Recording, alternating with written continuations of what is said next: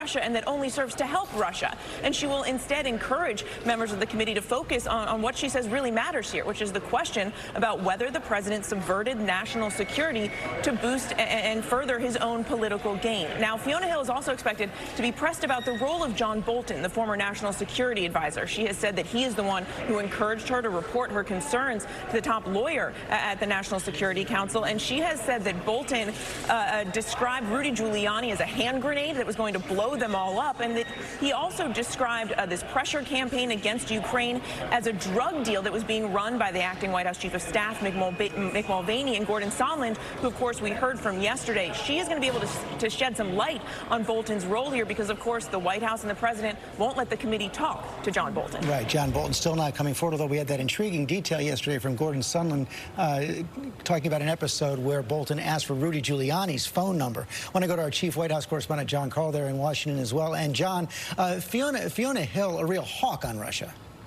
I think she's a fascinating witness, George. On one hand, the White House will point out that she was gone. She left a week before the famous phone call between the president and President Zelensky. But she was the top official on the National Security Council for Russia, a real hawk. She actually wrote a book on Vladimir Putin. She had very clear and strong views about the threat that Russia posed. And she was there directing, top person on Russia policy at a time when the president repeatedly seemed to show an affinity towards Vladimir Putin and an affinity for what she calls those Russian narratives like the idea that it was Ukraine that interfered with the U.S. elections in 2016, not Russia. And, John, we see the president up and tweeting again this morning, kind of running counter to the idea that some in his political team have that impeachment could be a boon for him. Yeah, this I think is a very revealing tweet. He's had several tweets this morning, but one in particular caught my eye, George. He said, "I never in my wildest dreams thought my name would be in any way associated with the ugly word impeachment."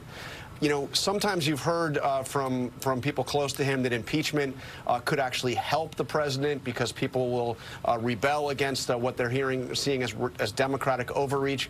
But I have been told consistently by people close to the president that this really bothers him, that the idea that he would go down in history as one of just 3 presidents impeached really bothers him. You can understand why. David Muir here in the studio this morning. The second witness, David Holmes. We heard a lot about him yesterday. We certainly did, and David Holmes is going to be fascinating today because he was the one who works at the embassy there in Ukraine, obviously in Kiev, who says he overheard that phone call between Ambassador Sondland and President Trump. Said he could hear President Trump through the phone. It was an unsecure line. It was Ambassador Sondland's actual cell phone, and he says he could hear the president asking him, are they going to move forward with the investigation or investigations? And Sondland said that that meant looking into Burisma and into the 2016 election, and Sondland replying he's going to do it. He loves your, and we won't use that word on morning television here, but saying that he uses colorful language with President Trump. And there you see Fiona Hill. Fiona, yeah, the witnesses are at the table right now. I believe both Chairman Schiff and Devin Nunes are at the table as well. So we'll be hearing opening statements, as we have, from both the chairman and Congressman Nunes, and then the 2 witnesses, followed by those rounds of lawyer questioning. They're taking their seats now. Let's go into the room.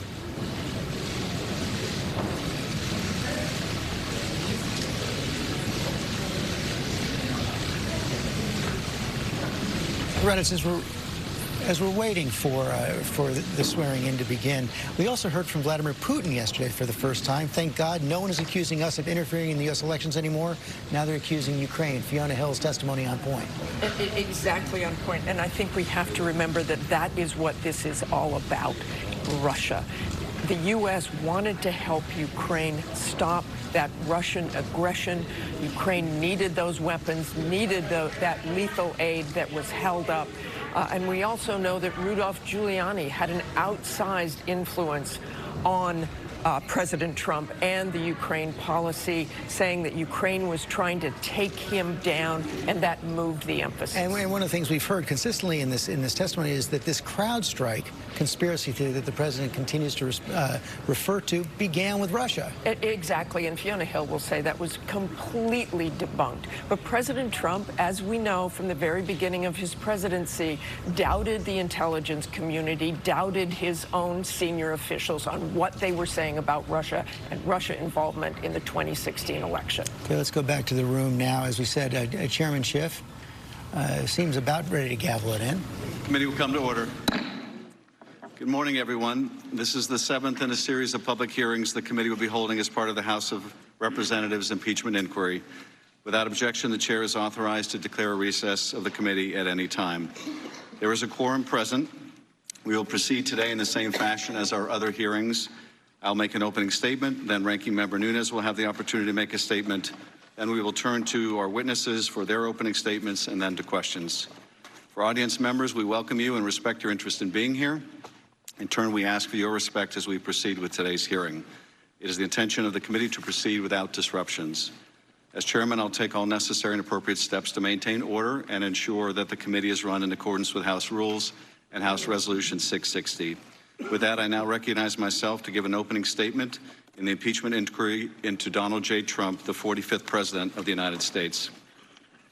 Yesterday morning, the committee heard from Ambassador Gordon Sondland, the American ambassador to the European Union, the de facto leader of the Three Amigos, who had regular access to President Donald Trump and pressed the new Ukrainian President, Vladimir Zelensky, for two investigations Trump believed would help his re-election campaign.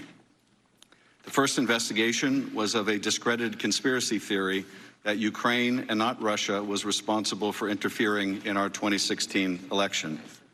The second investigation was into the political rival Trump apparently feared most, Joe Biden.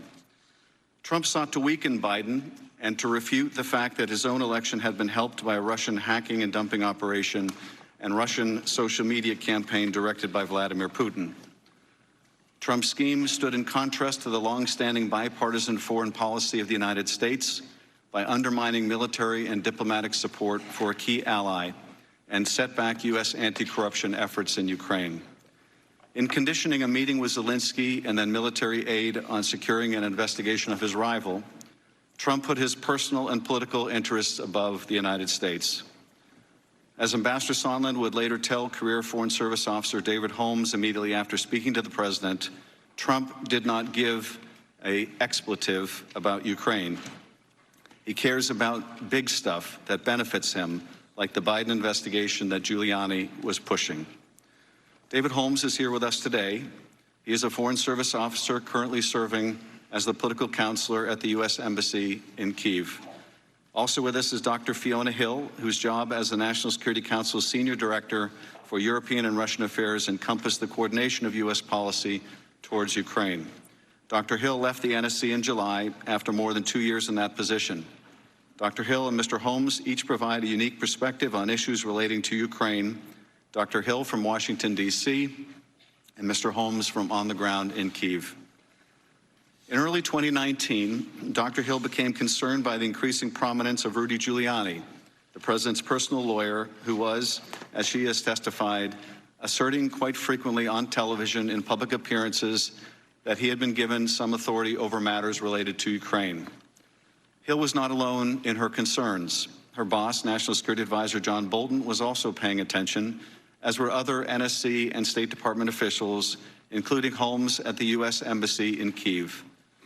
Bolton viewed Giuliani as a hand grenade that is going to blow everybody up, and was powerless to prevent the former mayor from engineering former U.S. Ambassador to Ukraine Marie Yovanovitch's firing in late April, or her recall. Holmes was stunned by the intensity and consistency of media attacks on Yovanovitch, by name as a U.S. ambassador, and the scope of the allegations that were leveled against her. Yovanovitch's dismissal as a result of Giuliani's smear campaign was one of several things that unsettled Dr. Hill. Another was the role of Gordon Sondland, who emerged as a key player in Ukraine policy in May, when he was named as part of the U.S. delegation led by Secretary Rick Perry to President Zelensky's inauguration.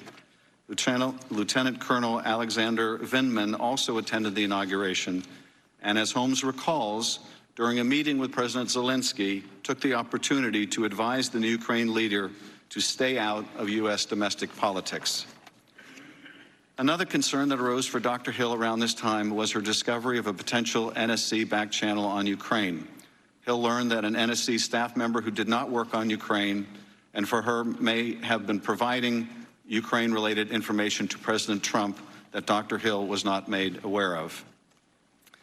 According to Holmes, Following the Zelensky inauguration, Sondland and Perry took a very active and unconventional role in formulating our priorities for the new Zelensky administration and personally reaching out to President Zelensky and his senior team. Sondland's newfound assertiveness also concerned Dr. Hill, who previously had enjoyed a cordial working relationship with the ambassador. On June 18, 2019, Hill had a blow-up with Sondland when he told her that he was in charge of Ukraine policy. Dr. Hill testified that Sondland got testy with me, and I said, "Who has put you in charge of it?" He said, "The president." On July 10th, Dr. Hill was part of a meeting at the White House with a group of U.S. and Ukrainian officials, including Bolton, Sondland, and Energy Secretary Perry, another of the three amigos. The meeting was intended, among other things, to give the Ukrainians an opportunity to convey that they were anxious to set up a meeting, a first meeting, between their new president and President Trump. Sondland interjected to inform the group that, according to White House Chief of Staff Mick Mulvaney, the White House meeting sought by the Ukrainian president with Trump would happen if Ukraine undertook certain investigations. Hearing this, Bolton abruptly ended the meeting. Undeterred, Sondland brought the Ukrainian delegation and the NSC director for Ukraine, Lieutenant Colonel Alexander Vindman, downstairs to another part of the White House, where they were later joined by Dr. Hill.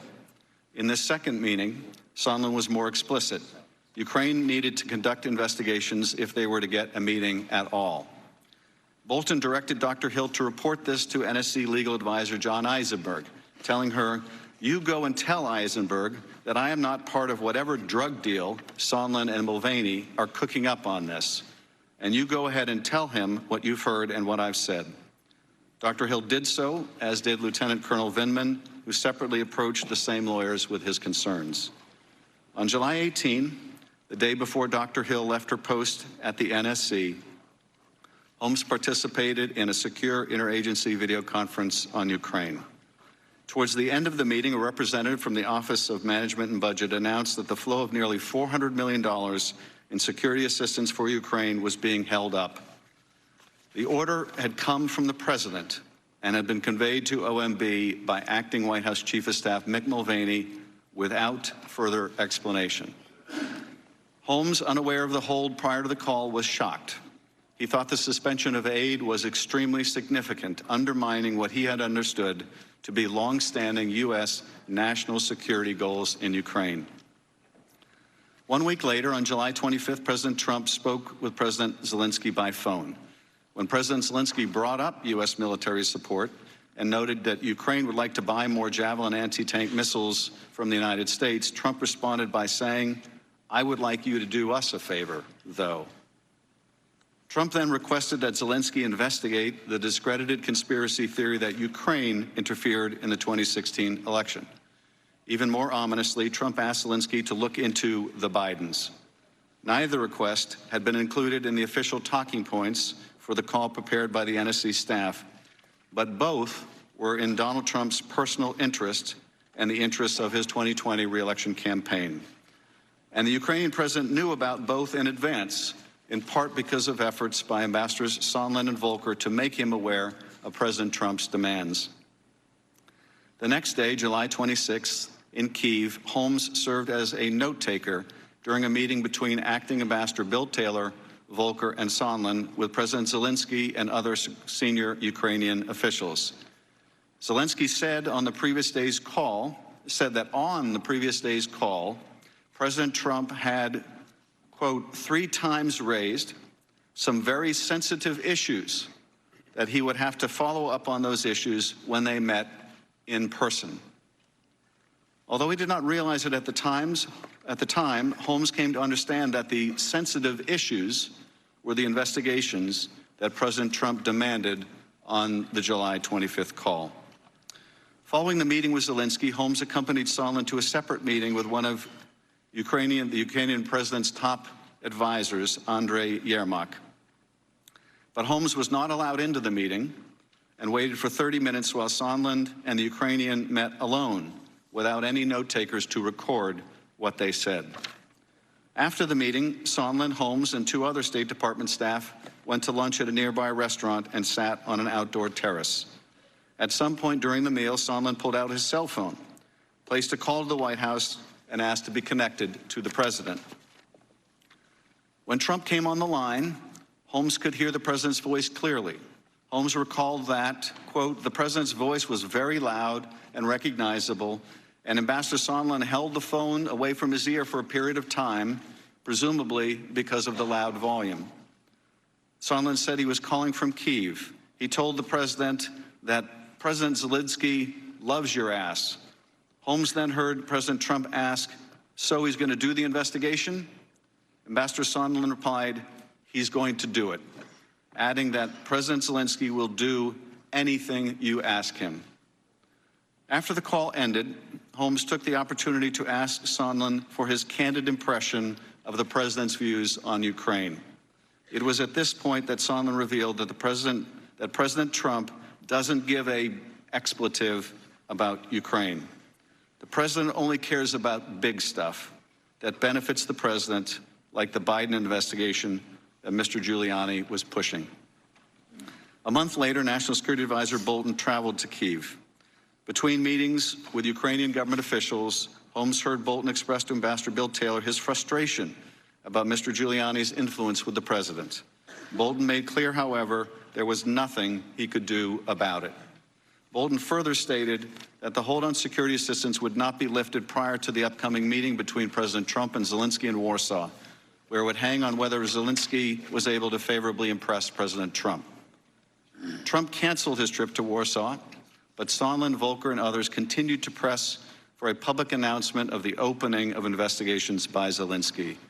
On September 8, Taylor told Holmes that, quote, now they're insisting Zelensky commit to the investigation in an interview with CNN. Holmes was surprised the requirement was so specific and concrete, since it amounted to nothing less than a, quote, demand that President Zelensky personally commit to a specific investigation of President Trump's political rival on a cable news channel, unquote. On September 9, this committee, along with the Foreign Affairs and Oversight Committees, launched our investigation of this corrupt scheme. President Trump released the hold on aid 2 days later. As CNN's Fareed Zakaria has revealed, the Ukrainians canceled the CNN interview shortly thereafter. 2 weeks later, on September 25th, the transcript of the July 25th call was released by the White House, and the details of the president's scheme started coming into view. In the coming days, Congress will determine what response is appropriate.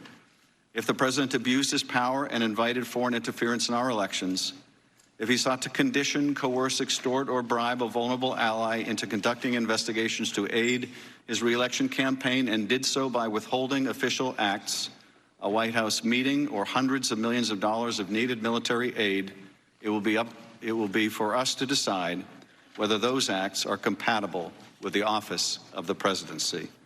I now recognize Ranking Member Nunes for any remarks he would like to make. Thank you. Throughout these bizarre hearings, the Democrats have struggled to make the case that President Trump committed some impeachable offense on his phone call with Ukrainian President Zelensky. The offense itself changes depending on the day, ranging from quid pro quo to extortion to bribery to obstruction of justice, then back to quid pro quo. It's clear why the Democrats have been forced onto this carousel of accusations. President Trump had good reason to be wary of Ukrainian election meddling against his campaign and of widespread corruption in that country. President Zelensky, who didn't even know aid to Ukraine had been paused at the time of the call, has repeatedly said there was nothing wrong with the conversation. The aid was resumed without the Ukrainians taking the actions they were supposedly being coerced into doing. Aid to Ukraine under President Trump has been much more robust than it was under President Obama, thanks to the provision of Javelin anti-tank weapons. As numerous witnesses have testified, temporary holds on foreign aid occur fairly frequently for many different reasons.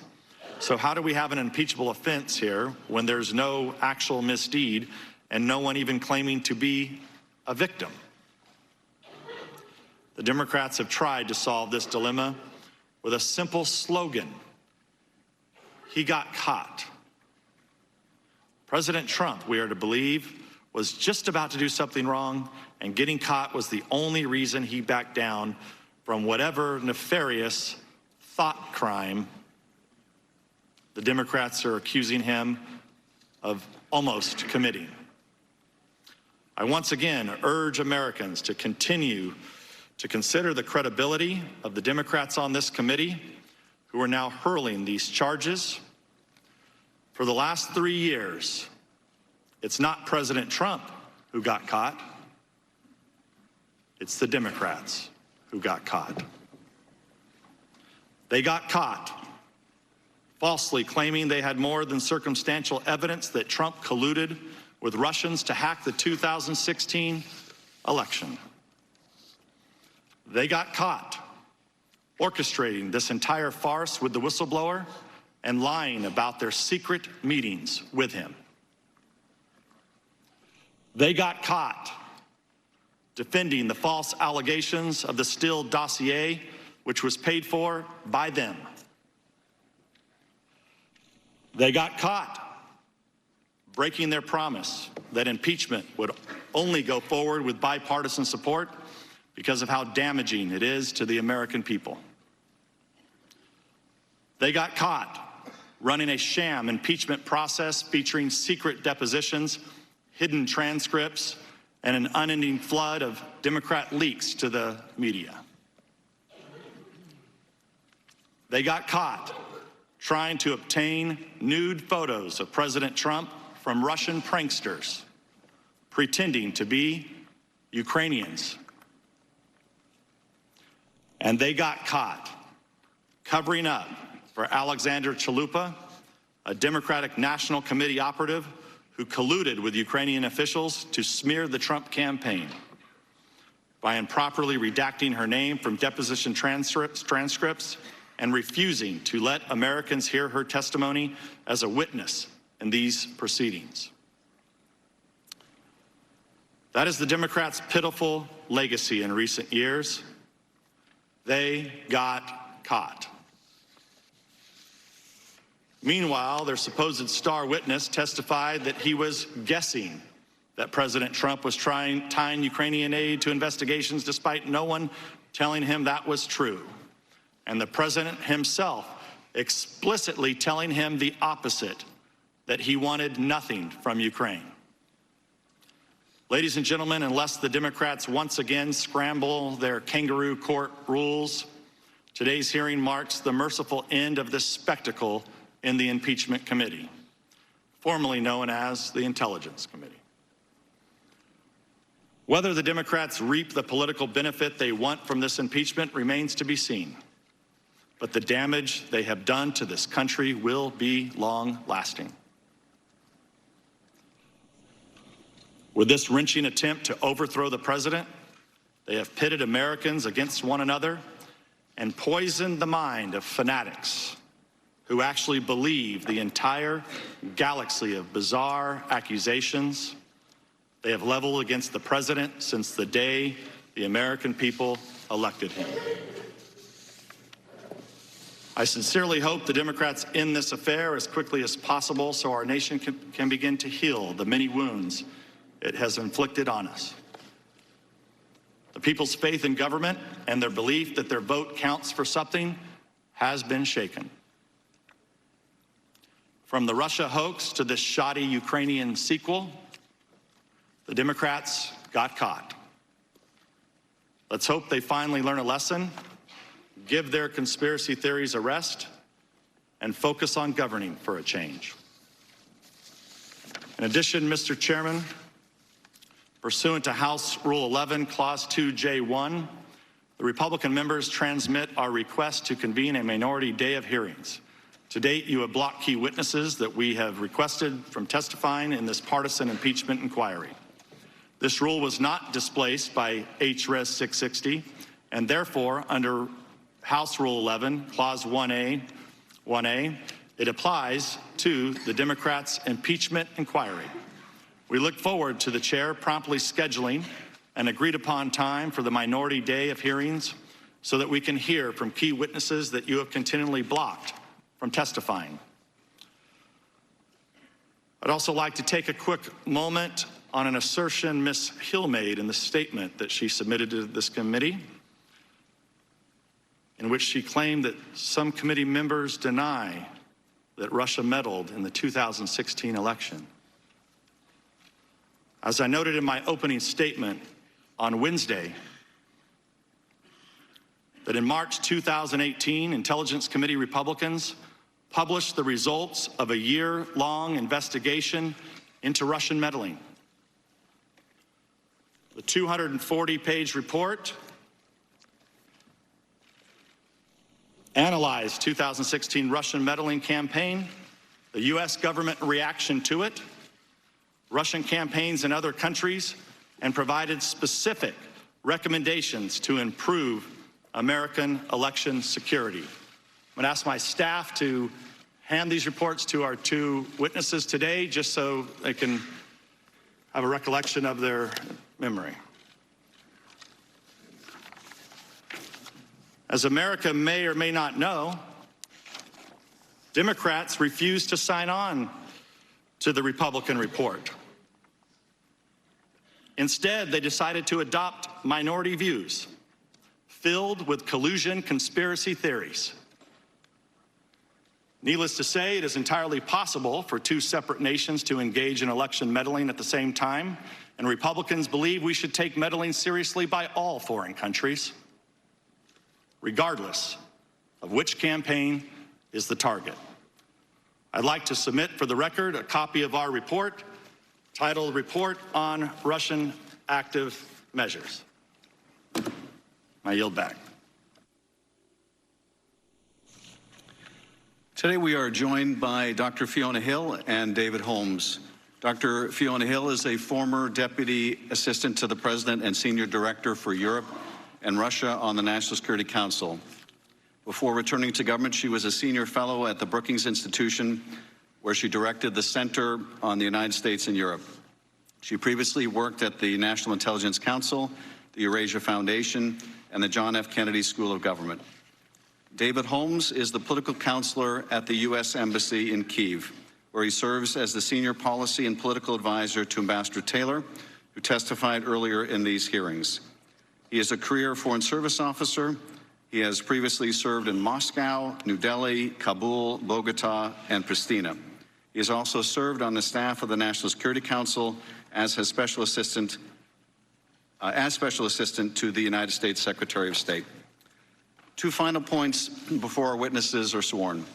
First, witness depositions as part of this inquiry were unclassified in nature, and all open hearings will also be held at the unclassified level.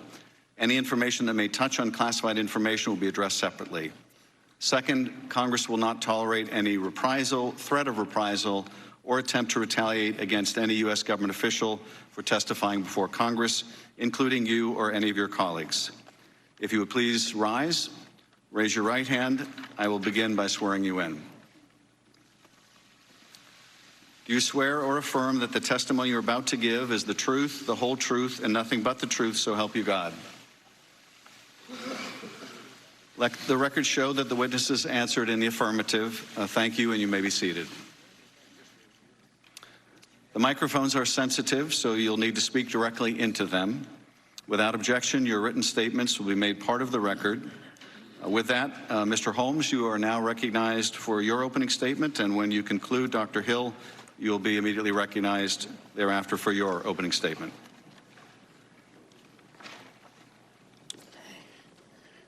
Thank you. Good morning, Mr. Chairman, Ranking Member Nunez, and members of the committee.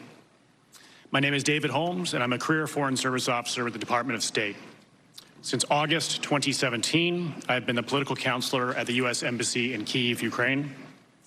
While it is an honor to appear before you today, I want to make clear that I did not seek this opportunity to testify today.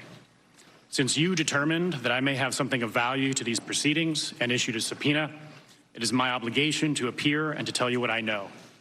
Indeed, as Secretary Pompeo has stated, I hope everyone who testifies will do so truthfully and accurately. When they do, the oversight role will have been performed, and I think America will come to see what took place here. That is my only goal. to testify truthfully and accurately to enable you to perform that role. And to that end, I put together this statement to lay out as best I can my recollection of events that may be relevant to this matter. By way of background, I have spent my entire professional career as a Foreign Service officer. Like many of the dedicated public servants who have testified in these proceedings, my entire career has been in the service of my country. I'm a graduate of Pomona College in Claremont, California, and received degrees in international affairs from the University of St. Andrews in Scotland and from Princeton University's Woodrow Wilson School of Public and International Affairs. I joined the Foreign Service in 2002 through an apolitical, merit-based process under the George W. Bush administration. And I have proudly served administrations of both parties and worked for their appointees, both political and career. Prior to my current post in Kyiv, Ukraine, I served in the political and economic sections at the U.S. Embassy in Moscow, Russia. In Washington, I served on the National Security Council staff as Director for Afghanistan and as a Special Assistant to the Undersecretary of State. My prior overseas assignments include New Delhi, India, Kabul, Afghanistan, Bogota, Colombia, and Pristina, Kosovo. As the political counselor at the U.S. Embassy in Kyiv, I lead the political section, covering Ukraine's internal politics, foreign relations, and security policies. And I serve as the senior policy and political ambassador to the advisor to the ambassador. The job of an embassy political counselor is to gather information about the host country's political landscape, to report back to Washington, to represent U.S. policies to foreign contacts, and to advise the ambassador on policy development and implementation. In this role, I'm a senior member of the embassy's country team and continually involved in addressing issues as they arise. I'm also often called upon to take notes in meetings involving the ambassador or visiting senior U.S. officials with Ukrainian counterparts. For this reason, I've been present in many of the meetings with President Zelensky and his administration, some of which may be germane to this inquiry. While I'm a political counselor at the embassy, it is important to note that I'm not a political appointee or engaged in U.S. politics in any way. It is not my job to cover or advise on U.S. politics. On the contrary, I'm an apolitical foreign policy professional, and my job is to focus on the politics of the country in which I serve so that we can better understand the local landscape and better advance U.S. national interests there. In fact, during the period that we'll cover today, my colleagues and I followed direct guidance from Ambassador Yovanovitch and Ambassador Taylor to focus on doing our jobs as foreign policy professionals and to stay clear of Washington politics. I arrived in Kyiv to take up my assignment as political counselor in August 2017, a year after Ambassador Yovanovitch received her appointment. From August 2017 until her removal from post in May 2019, I was Ambassador Yovanovitch's chief policy advisor and developed a deep respect for her dedication, determination, decency, and professionalism. During this time, we worked together closely, speaking multiple times per day, and I accompanied Ambassador Yovanovitch to many of her meetings with senior Ukrainian counterparts. Our work in Ukraine focused on three policy priorities: peace and security, economic growth and reform, and anti-corruption and rule of law. These policies match the three consistent priorities of the Ukrainian people since 2014, as measured in public opinion polling, namely an end to the conflict with Russia that restores national unity and territorial integrity, responsible economic policies that deliver European standards of growth and opportunity, and effective and impartial rule of law institutions that deliver justice in cases of high-level official corruption. Our efforts on this third policy priority merit special mention because it was during Ambassador Yovanovitch's tenure that we achieved the hard-fought passage of a law establishing an independent court to try corruption cases. These efforts strained Ambassador Yovanovitch's relationship with former President Poroshenko and some of his allies, including Prosecutor General Yuri Lutsenko, who resisted fully empowering truly independent anti-corruption institutions that would help ensure that no Ukrainians, however powerful, were above the law. Despite this resistance, the ambassador and the embassy kept pushing anti-corruption and other priorities of our policy towards Ukraine. Beginning in March 2019, the situation at the embassy and in Ukraine changed dramatically. Specifically, the three priorities of security, economy, and justice, and our support for Ukrainian democratic resistance to Russian aggression became overshadowed by a political agenda promoted by former New York City Mayor Rudy Giuliani and a cadre of officials operating with a direct channel to the White House. That change began with the emergence of press reports critical of Ambassador Yovanovitch and machinations by then Prosecutor General Lutsenko and others to discredit her. In mid-March 2019, an embassy colleague learned from a Ukrainian contact that Mr. Lutsenko had complained that Ambassador Yovanovitch had, quote, destroyed him with her refusal to support him until he followed through with his reform commitments and ceased using his position for personal gain. In retaliation, Mr. Lutsenko made a series of unsupported allegations against Ambassador Yovanovitch, mostly suggesting that Ambassador Yovanovitch improperly used the embassy to advance the political interests of the Democratic Party. Among Mr. Lutsenko's allegations were that the embassy had ordered the investigation of a former Ukrainian official solely because that former official was allegedly the main Ukrainian contact of the Republican Party and of President Trump personally, and that the embassy had allegedly pressured Lutsenko's predecessor to close a case against a different former Ukrainian official solely because of an alleged connection between that official's company, Burisma, and former Vice President Biden's son. Mr. Lutsenko also claimed that he had never received $4.4 million in U.S. funds intended for his office, and that there was a tape of a Ukrainian official saying that he was trying to help Hillary Clinton win the 2016 election. Finally, Mr. Lutsenko publicly claimed that Ambassador Yovanovitch had given him a do not prosecute list containing the names of her supposed allies, an allegation the State Department called an outright fabrication, and that Mr. Lutsenko later retracted. Mr. Lutsenko said that as a result of these allegations, Ambassador Yovanovitch would face serious problems in the United States. Public opinion polls indicated that Ukrainians generally did not believe Mr. Lutsenko's allegations. And on March 22nd, President Poroshenko issued a statement in support of Ambassador Yovanovitch. Following Mr. Lutsenko's allegations, Mr. Giuliani and others made a number of public statements critical of Ambassador Yovanovitch, questioning her integrity and calling for her removal from office. Mr. Giuliani was also making frequent public statements pushing for Ukraine to investigate interference in the 2016 election and issues related to Burisma and the Bidens. For example, on May 1st, 2019, the New York Times reported that Mr. Giuliani had, quote, discussed the Burisma investigation and its intersection with the Bidens, with the ousted Ukrainian prosecutor general and the current prosecutor. On May 9th, the New York Times reported that Mr. Giuliani said he planned to travel to Ukraine to pursue investigations into the 2016 election interference and into the involvement of former Vice President Biden's son in a Ukrainian gas company.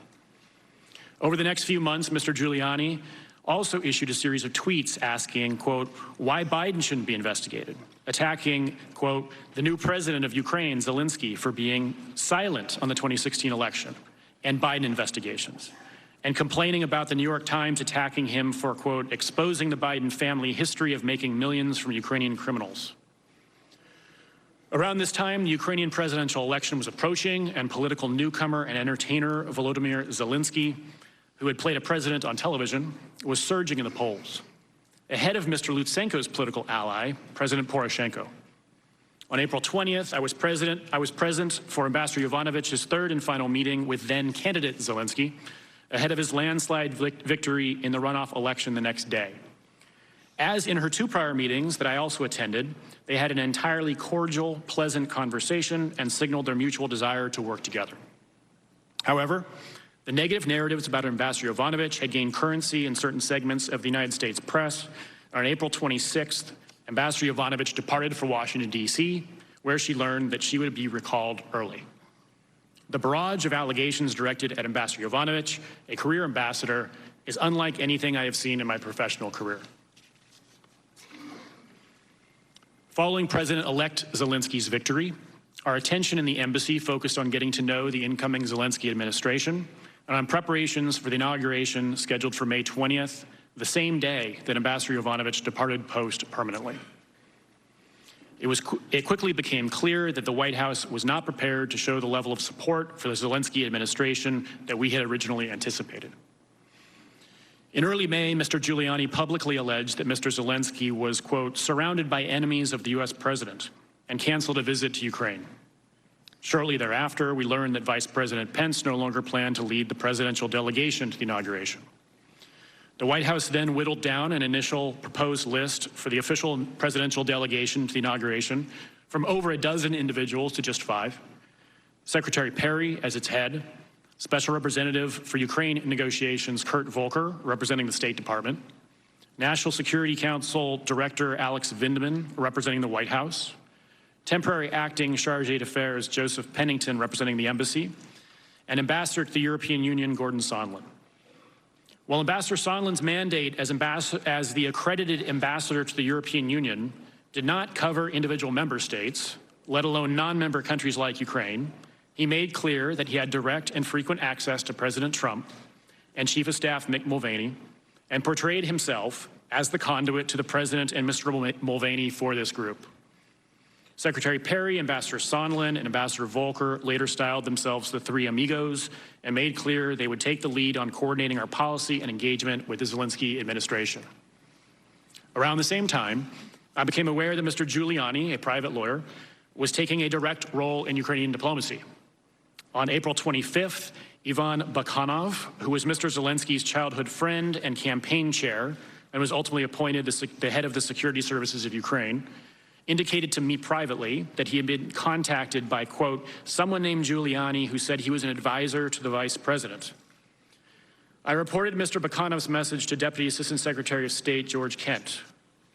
Over the following months, it became apparent that Mr. Giuliani was having a direct influence on the foreign policy agenda that the Three Amigos were executing on the ground in Ukraine.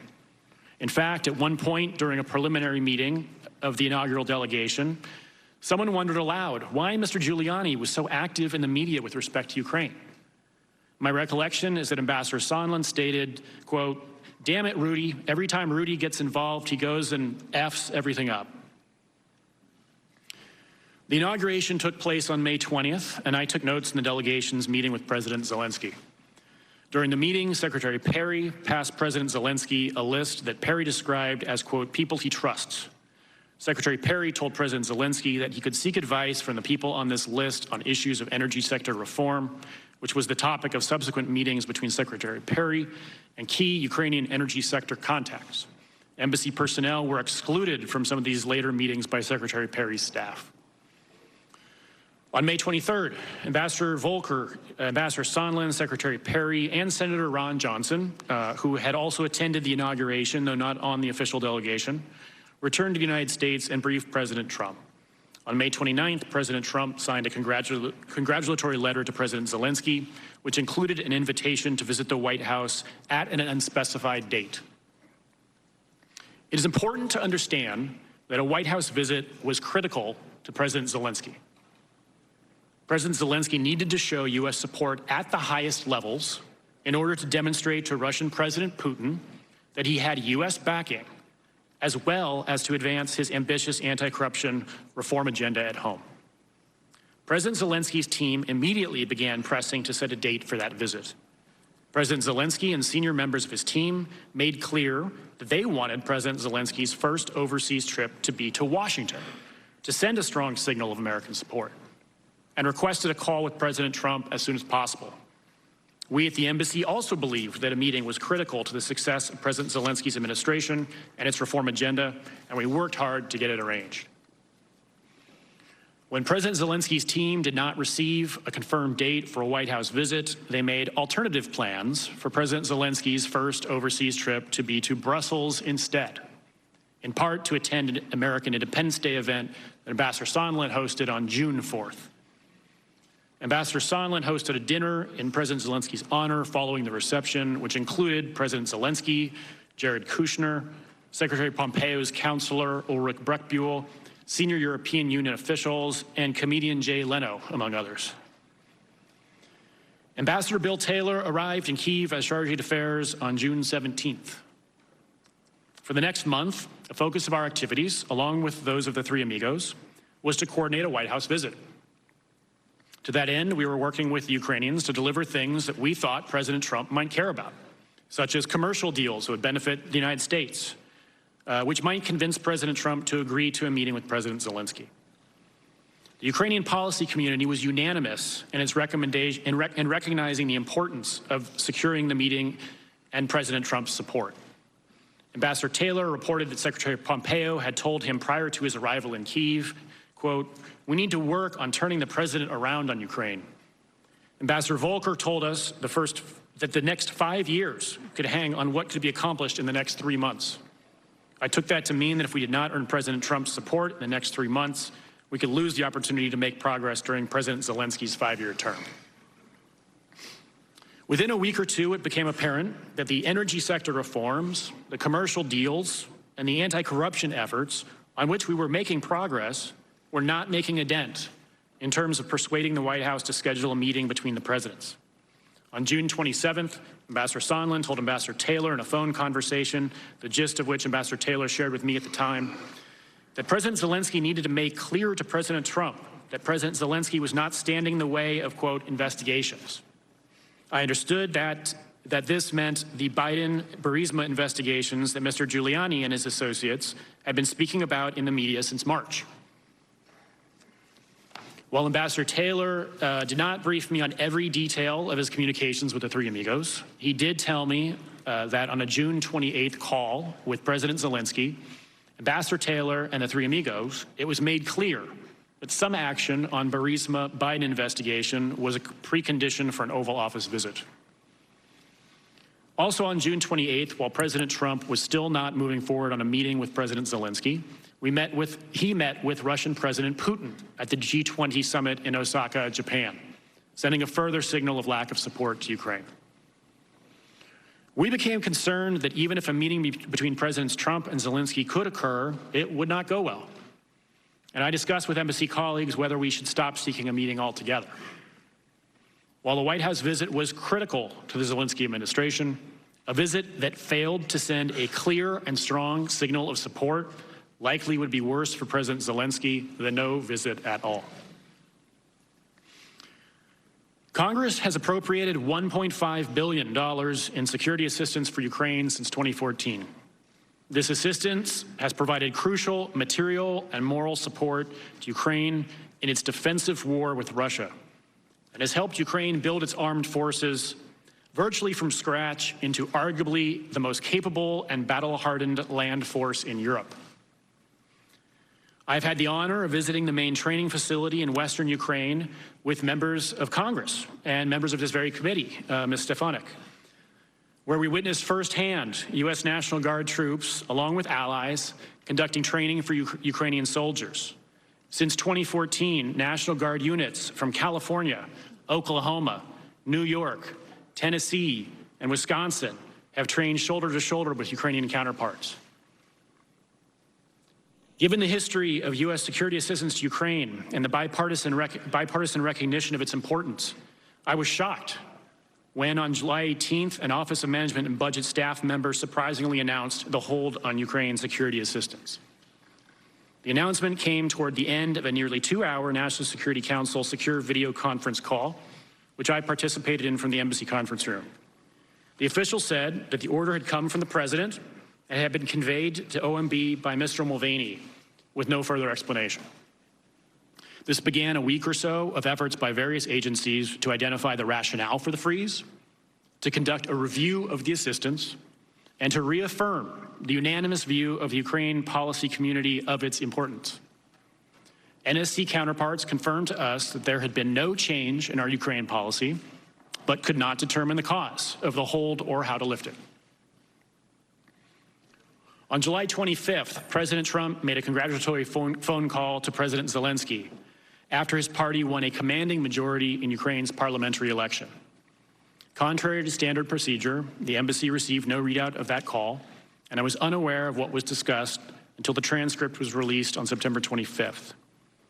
Upon reading the transcript, I was deeply disappointed to see that the president raised none of what I understood to be our interagency agreed upon foreign policy priorities in Ukraine, and instead raised the Biden-Burisma investigation and referred to the theory about CrowdStrike and its supposed connection to Ukraine in the 2016 election.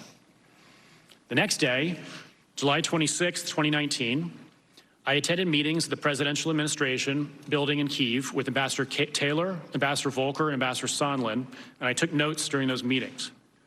Our first meeting was with President Zelensky's chief of staff. It was brief, as he had already been summoned by President Zelensky to prepare for a subsequent broader meeting. But he did say that President Trump had expressed interest during the previous day's phone call in President Zelensky's personnel decisions related to the Prosecutor General's office. The delegation then met with President Zelensky and several other senior officials. During the meeting, President Zelensky stated that during the July 25th call, President Trump had, quote, 3 times raised some very sensitive issues, and that he would have to follow up, Zelensky, would have to follow up on those issues when he and President Trump met in person. Not having received a readout of the July 25th call, I did not know at the time what those sensitive issues were.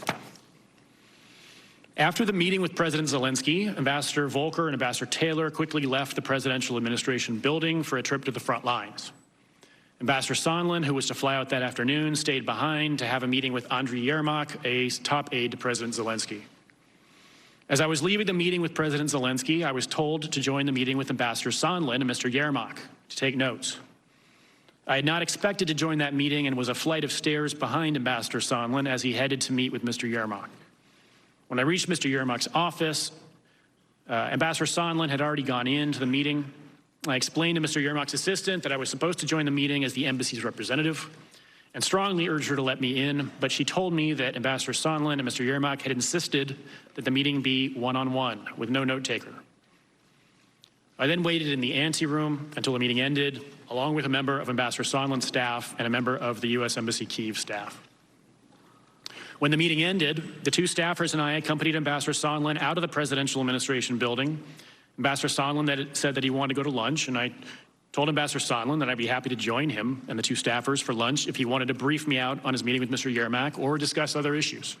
And Ambassador Sondland said that I should join. The 4 of us went to a nearby restaurant and sat on an outdoor terrace.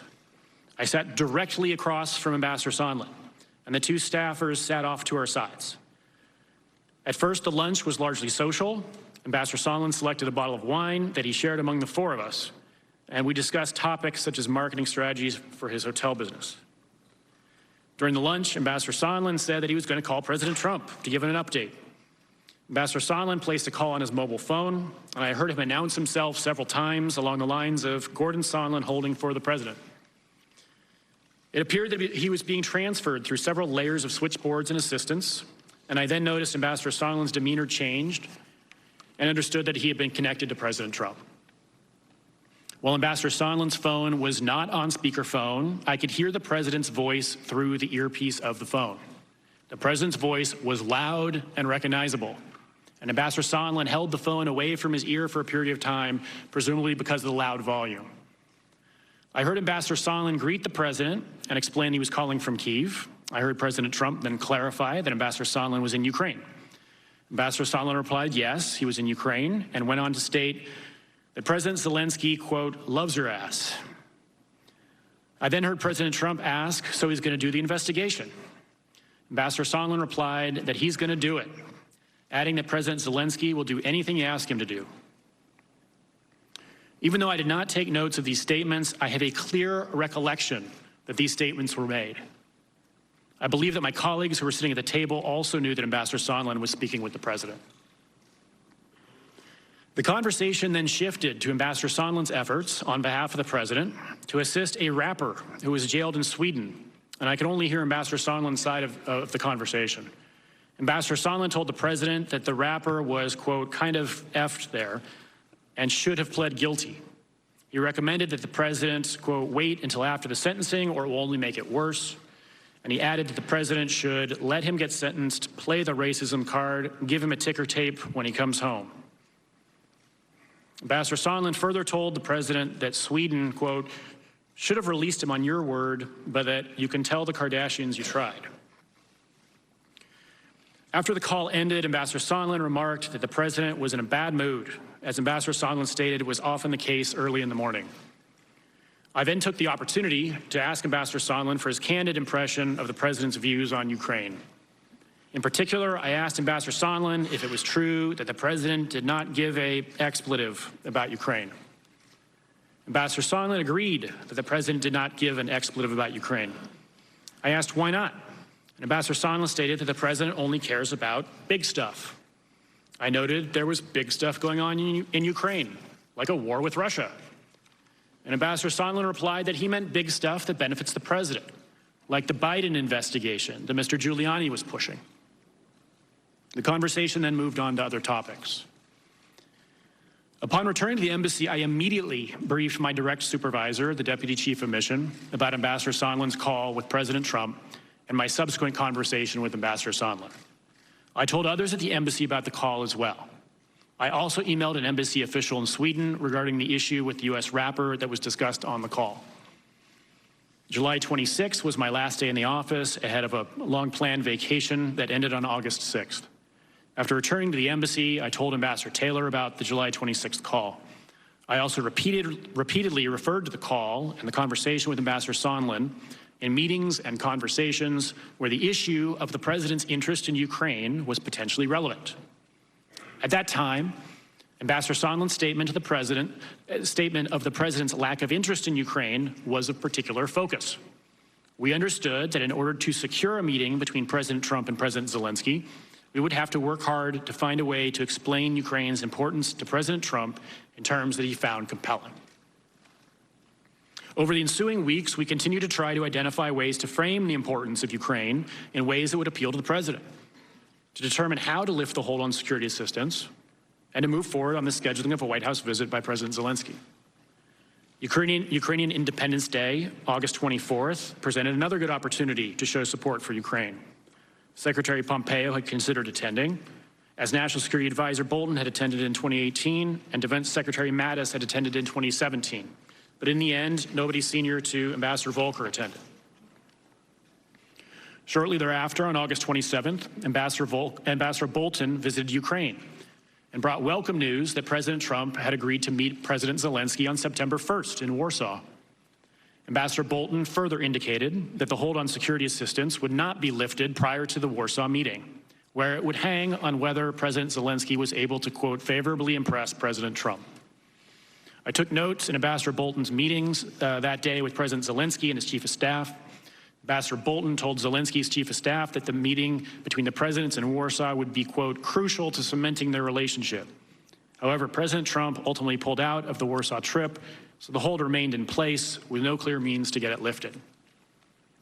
Between the meetings on August 27th, I heard Ambassador Bolton express to Ambassador Taylor and National Security Council Senior Director Tim Morrison his frustration about Mr. Giuliani's influence with the president, making clear there was nothing he could do about it. He recommended that Mr. Lutsenko's replacement as Prosecutor General open a channel with his counterpart, Attorney General Barr, in place of the informal channel between Mr. Yermak and Mr. Giuliani. Ambassador Bolton also expressed frustration about Ambassador Sondland's expansive interpretation of his mandate. After President Trump canceled his visit to Warsaw, we continued to try to appeal to the president in foreign policy and national security terms. To that end, Ambassador Taylor told me that Ambassador Bolton recommended that he, Ambassador Taylor, send a first-person cable to Secretary Pompeo articulating the importance of the security assistance.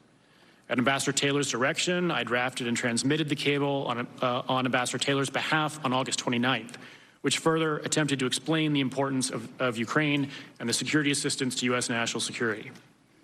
By this point, however, my clear impression was that the security assistance hold was likely intended by the president either as an expression of dissatisfaction with the Ukrainians, who had not yet agreed to the Burisma-Biden investigation, or as an effort to increase the pressure on them to do so.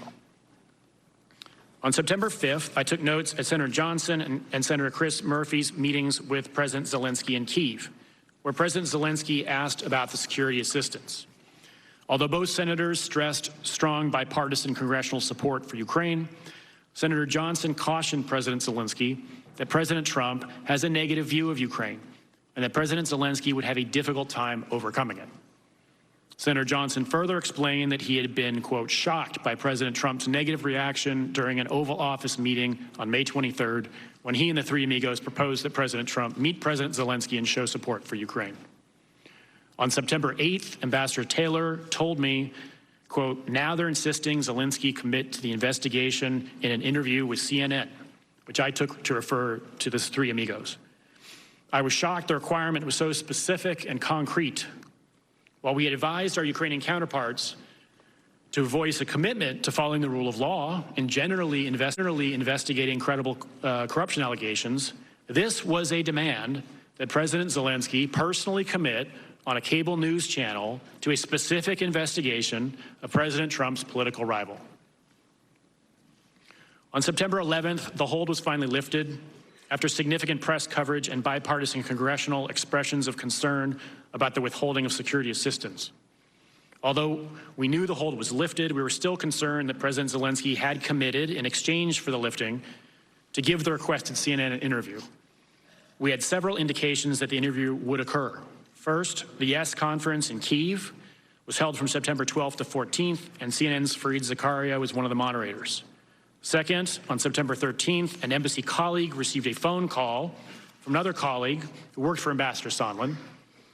My colleague texted me regarding that call that, quote, Sondland and the Zelensky interview, Sondland said the Zelensky interview is supposed to be today or Monday, and they plan to announce that a certain investigation that was on hold will progress.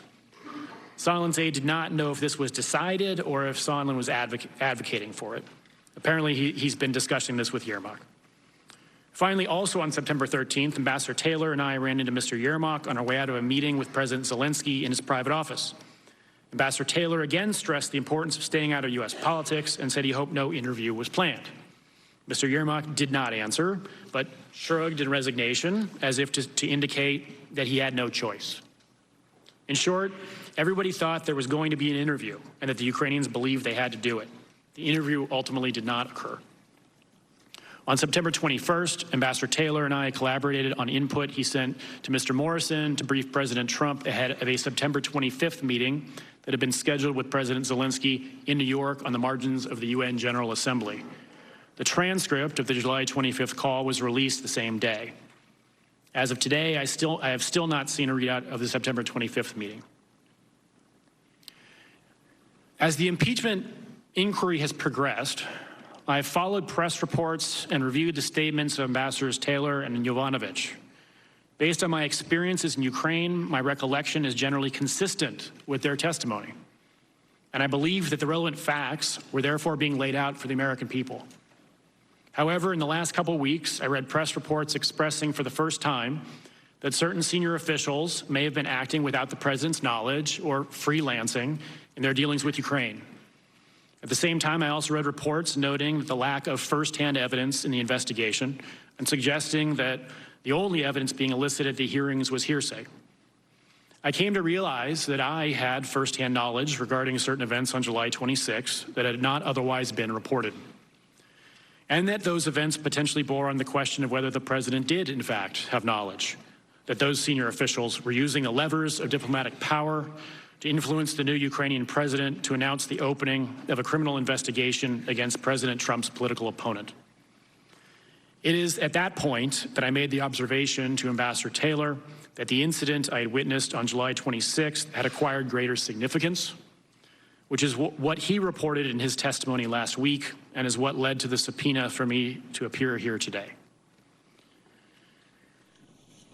In conclusion, I'd like to take a moment to turn back to Ukraine.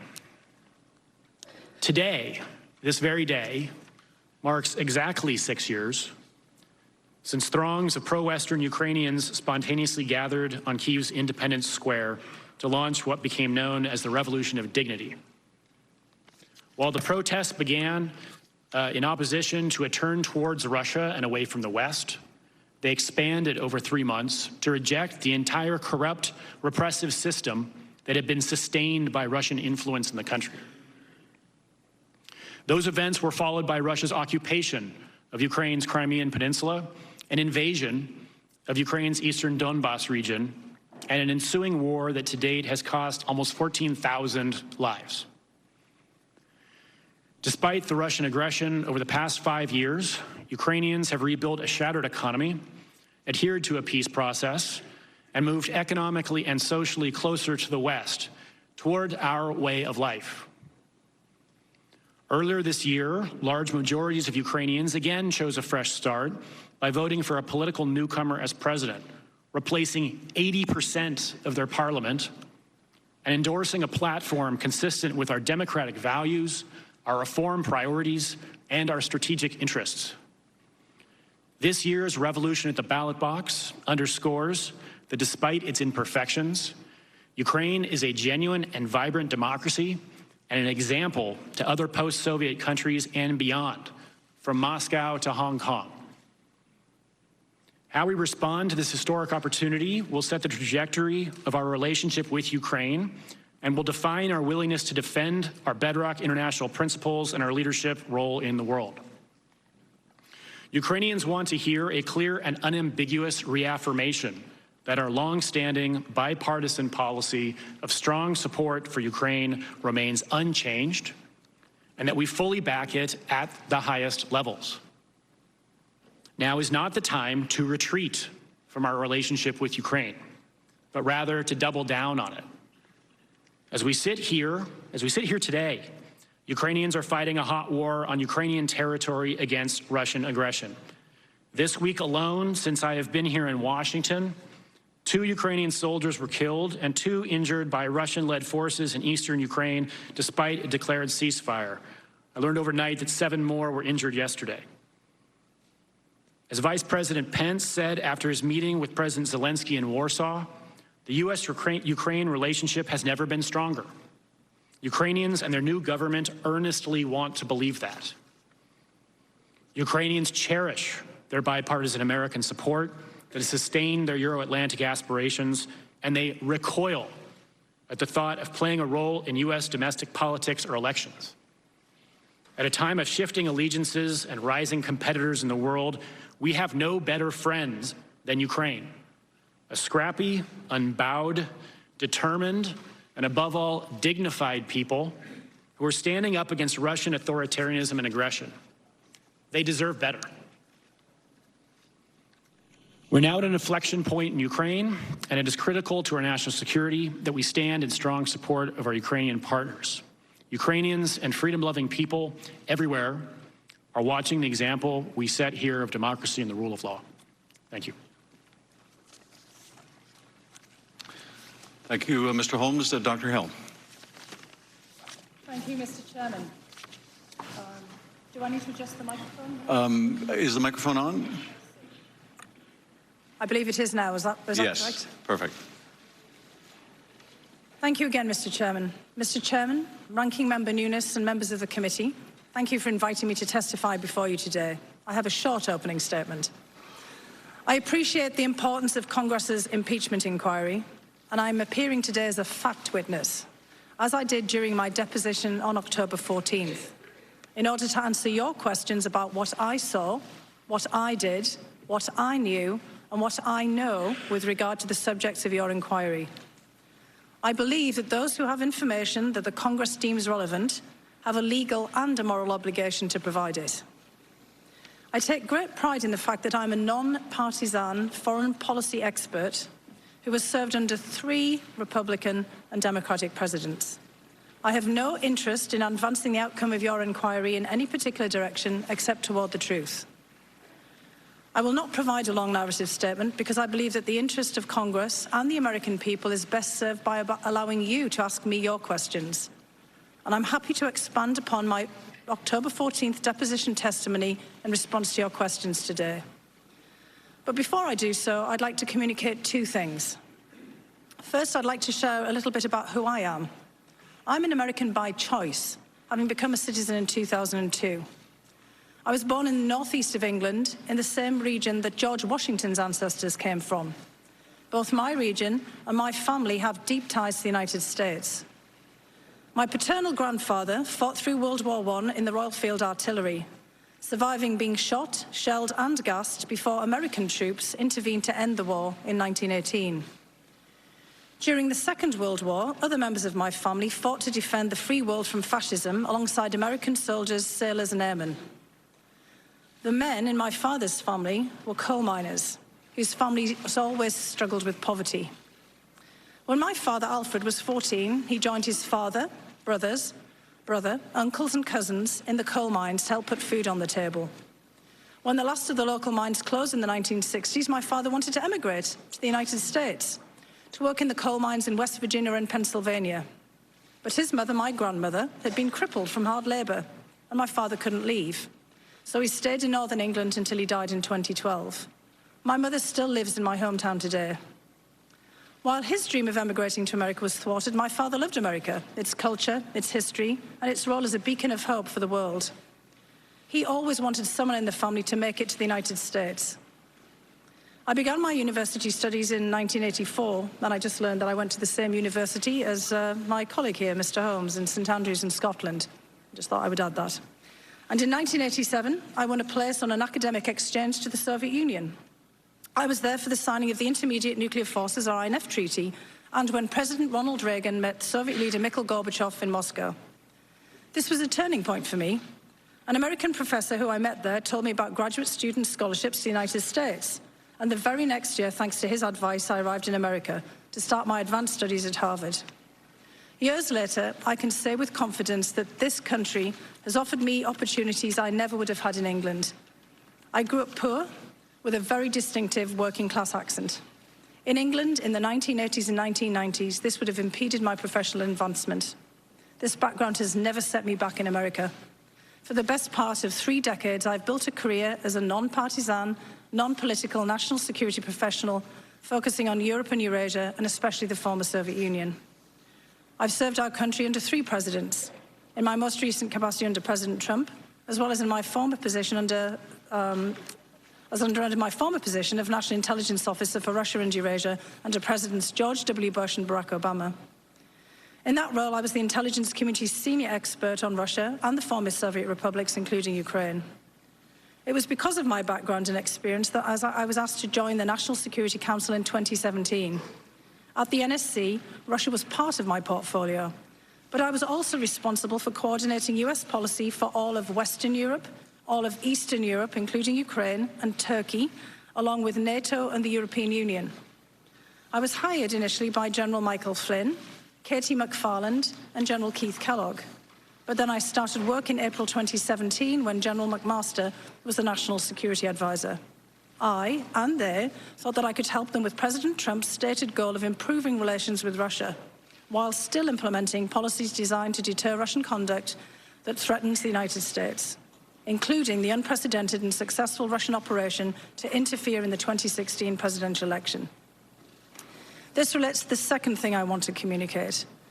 Based on questions and statements I have heard, some of you on this committee appear to believe that Russia and its security services did not conduct a campaign against our country, and that perhaps, somehow, for some reason, Ukraine did. This is a fictional narrative that has been perpetrated and propagated by the Russian security services themselves. The unfortunate truth is that Russia was the foreign power that systematically attacked our democratic institutions in 2016. This is the public conclusion of our intelligence agencies, confirmed in bipartisan congressional reports. It is beyond dispute, even if some of the underlying details must remain classified. The impact of the successful 2016 Russian campaign remains evident today. Our nation is being torn apart. Truth is questioned. Our highly professional and expert career foreign service is being undermined. US support for Ukraine, which continues to face armed Russian aggression, has been politicized. The Russian government's goal is to weaken our country, to diminish America's global role, and to neutralize a perceived US threat to Russian interests. President Putin and the Russian security services aim to counter US foreign policy objectives in Europe, including in Ukraine, where Moscow wishes to reassert political and economic dominance. I say this not as an alarmist, but as a realist. I do not think long-term conflict with Russia is either desirable or inevitable. I continue to believe that we need to seek ways of stabilizing our relationship with Moscow, even as we counter their efforts to harm us. Right now, Russia's security services and their proxies have geared up to repeat their interference in the 2020 election. We are running out of time to stop them. In the course of this investigation, I would ask that you please not promote politically driven falsehoods that so clearly advance Russian interests. As Republicans and Democrats have agreed for decades, Ukraine is a valued partner of the United States, and it plays an important role in our national security. And as I told the committee last month, I refuse to be part of an effort to legitimize an alternate narrative that the Ukrainian government is a US adversary and that Ukraine, not Russia, attacked us in 2016. These fictions are harmful even if they're deployed for purely domestic political purposes. President Putin and the Russian security services operate like a super PAC. They deploy millions of dollars to weaponize our own political opposition research and false narratives. When we are consumed by partisan rancor, we cannot combat these external forces as they seek to divide us against each other, degrade our institutions, and destroy the faith of the American people in our democracy. I respect the work that this Congress does in carrying out its constitutional responsibilities, including this inquiry, and I'm here to help you to the best of my ability. If the President or anyone else impedes or subverts the national security of the United States in order to further domestic political or personal interests, that's more than worthy of your attention. But we must not let domestic politics stop us from defending ourselves against the foreign powers who truly wish us harm. I'm ready to answer your questions. Thank you. Thank you, Dr. Hill. We'll now proceed to the first round of questions. As detailed in the memo provided to committee members, there will be 45 minutes of questions conducted by the chairman or majority counsel, followed by 45 minutes for the ranking member or minority counsel. Following that, unless I specify additional equal time for extended questioning, we'll proceed under the 5-minute rule, and every member will have a chance to ask questions. I now recognize myself or majority counsel for the first round of questions. First of all, thank you both for being here. Thank you for testifying. Dr. Hill, your story reminds me a great deal of what we heard from Alexander Vindman. The few immigrant stories that we've heard just in the course of these hearings are among the most powerful, I think, I've ever heard. You and and Colonel Vindman and others are the best of this country, and you came here by choice, and we are so blessed that you did. So welcome. My colleagues took some umbrage with your opening statement, but I think the American people can be forgiven if they have the same impression listening to some of the statements of my colleagues during this hearing that Russia didn't intervene in our election. It was all the Ukrainians. There's been an effort to take a tweet here and an op-ed there and a newspaper story here and somehow equate it with the systemic intervention that our intelligence agencies found that Russia perpetrated in 2016 through an extensive social media campaign and a hacking and dumping operation. Indeed, the report my colleagues gave you that they produced during the investigation calls into question the accuracy of the Intelligence Committee's finding that Russia intervened to help one side, to help Donald Trump at the expense of Hillary Clinton. No one in the intelligence community questions that finding. Nor does the FBI, nor does the Senate Bipartisan Intelligence Committee report, nor does the Minority Committee report of this committee. The House Republican report is an outlier. But let me ask you, Dr. Hill, about your concern with that Russian narrative, that it wasn't the Russians that engaged in interfering in our election in 2016. And of course, this was given a boost when President Trump in Helsinki and the presence of Putin said that he questioned his own intelligence agencies. But why are the Russians pushing that narrative that it was Ukraine? How does that serve Russian interests? The Russians' interests, frankly, are to delegitimize our entire presidency. So one issue that I do want to raise, and I think that this would resonate with our colleagues on the committee from the Republican Party, is that the goal of the Russians was really to put whoever became the president, by trying to tip their hands on one side of the scale, under a cloud. So if Secretary, former First Lady, former Senator Clinton had been elected as president, as indeed many expected in the run-up to the election in 2016, she too would have had major questions about her legitimacy. And I think that, what we're seeing here as a result of all of these narratives, as this is exactly what the Russian government was hoping for. If they seed misinformation, they seed doubt, they have everybody questioning the legitimacy of a presidential candidate, be it President Trump or potentially President Clinton, that they would pit one side of our electorate against the other, that they would pit one party against the other. And that's why I wanted to make such a strong point at the very beginning.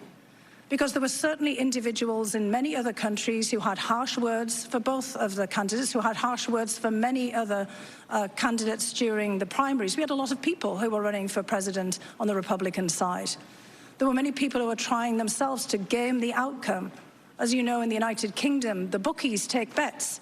You can go to Ladbrokes or William Hill and lay a bet on who you think is going to be the candidate. So the Russian government were trying to lay in their own bets. But what they wanted to do was give a spread. They wanted to make sure that whoever they had bet on or whoever they'd tried to tip the scales would also experience some discomfort, that they would be beholden to them in some way, that they would create just the kind of chaos that we have seen in our politics. So I just want to again emphasize that we need to be very careful as we discuss all of these issues, not to give them more fodder that they can use against us in 2020. And I quite agree.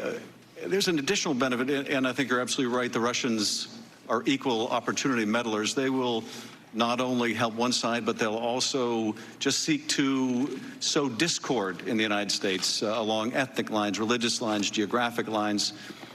But there's also a benefit now, isn't there, for Russia to put the blame on Ukraine, to cast doubt on whether they intervened at all in our election and blame it on a U.S. ally as a way of driving a wedge between the U.S. and Ukraine. Isn't that true? Well, that's absolutely the case. And in fact, you just made the point about U.S. allies. The Russians like to put a lot of blame on U.S. allies for incidents that they have perpetrated.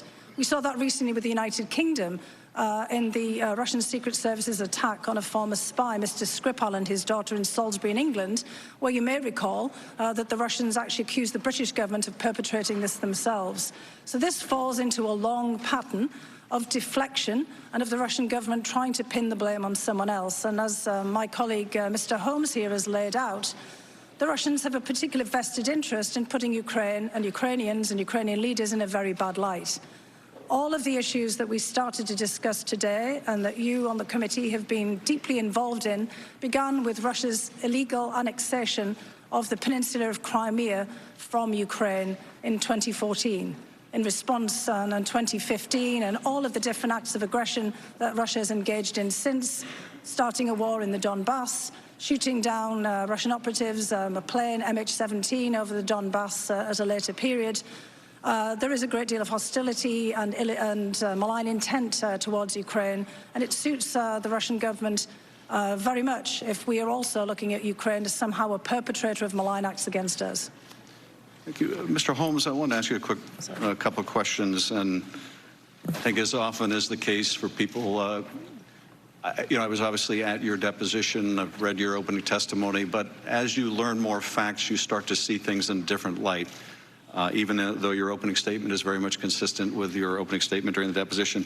And I was struck in particular by something you said on page 10 of your opening statement.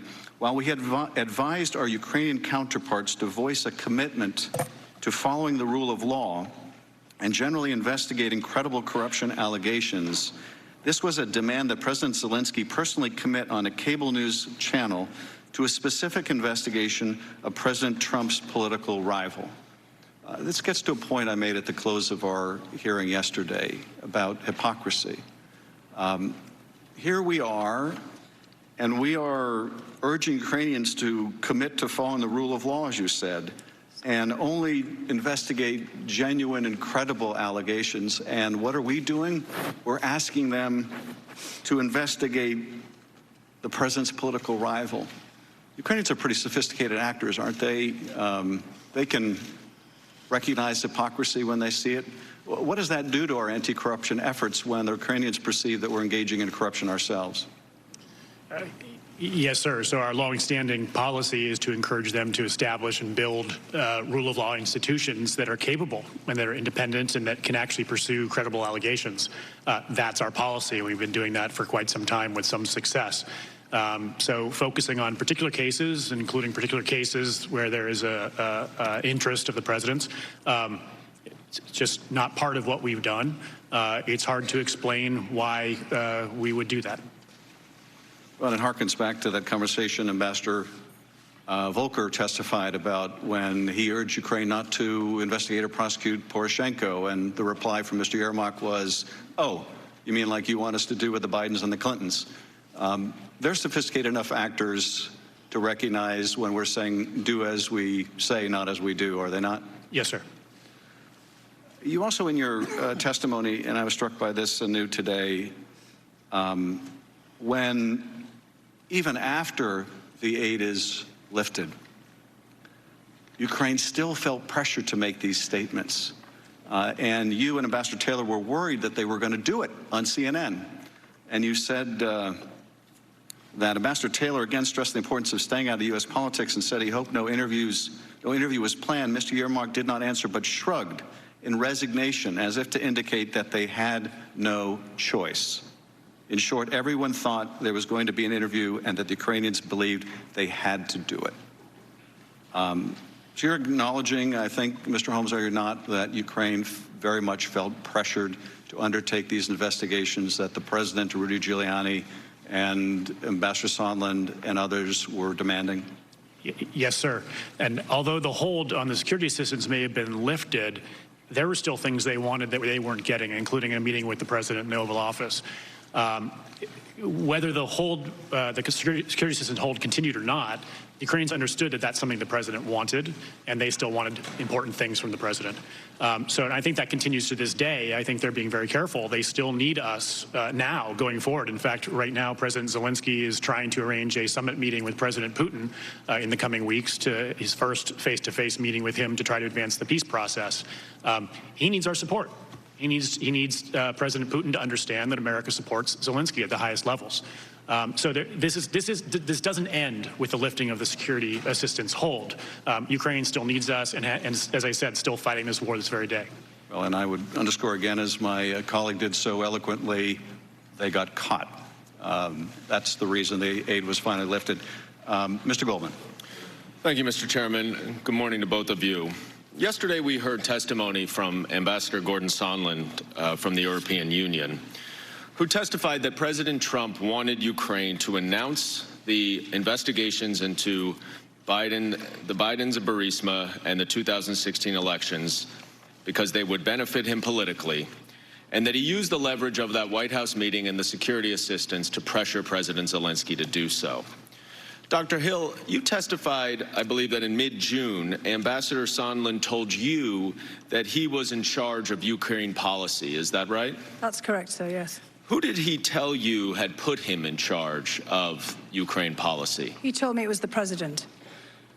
Mr. Holmes, did you also understand that Ambassador Sondland had been given some authority over Ukraine policy from the President? We understood that he had been told to work with Mr. Giuliani. And did he hold himself out as having direct contact and knowledge of the President's priorities and interests? Yes, sir. Now, Mr. Holmes, I'm going to go to that July 26th date when you overheard the conversation between Ambassador Sondland and President Trump. And I'm going to ask you a little bit about the lead up to that conversation. Before the lunch that you described, you said that you accompanied Ambassador Sondland, Volker, and Taylor to a meeting with President Zelensky. Is that right? That's correct. And you took notes at that meeting? Yes, sir.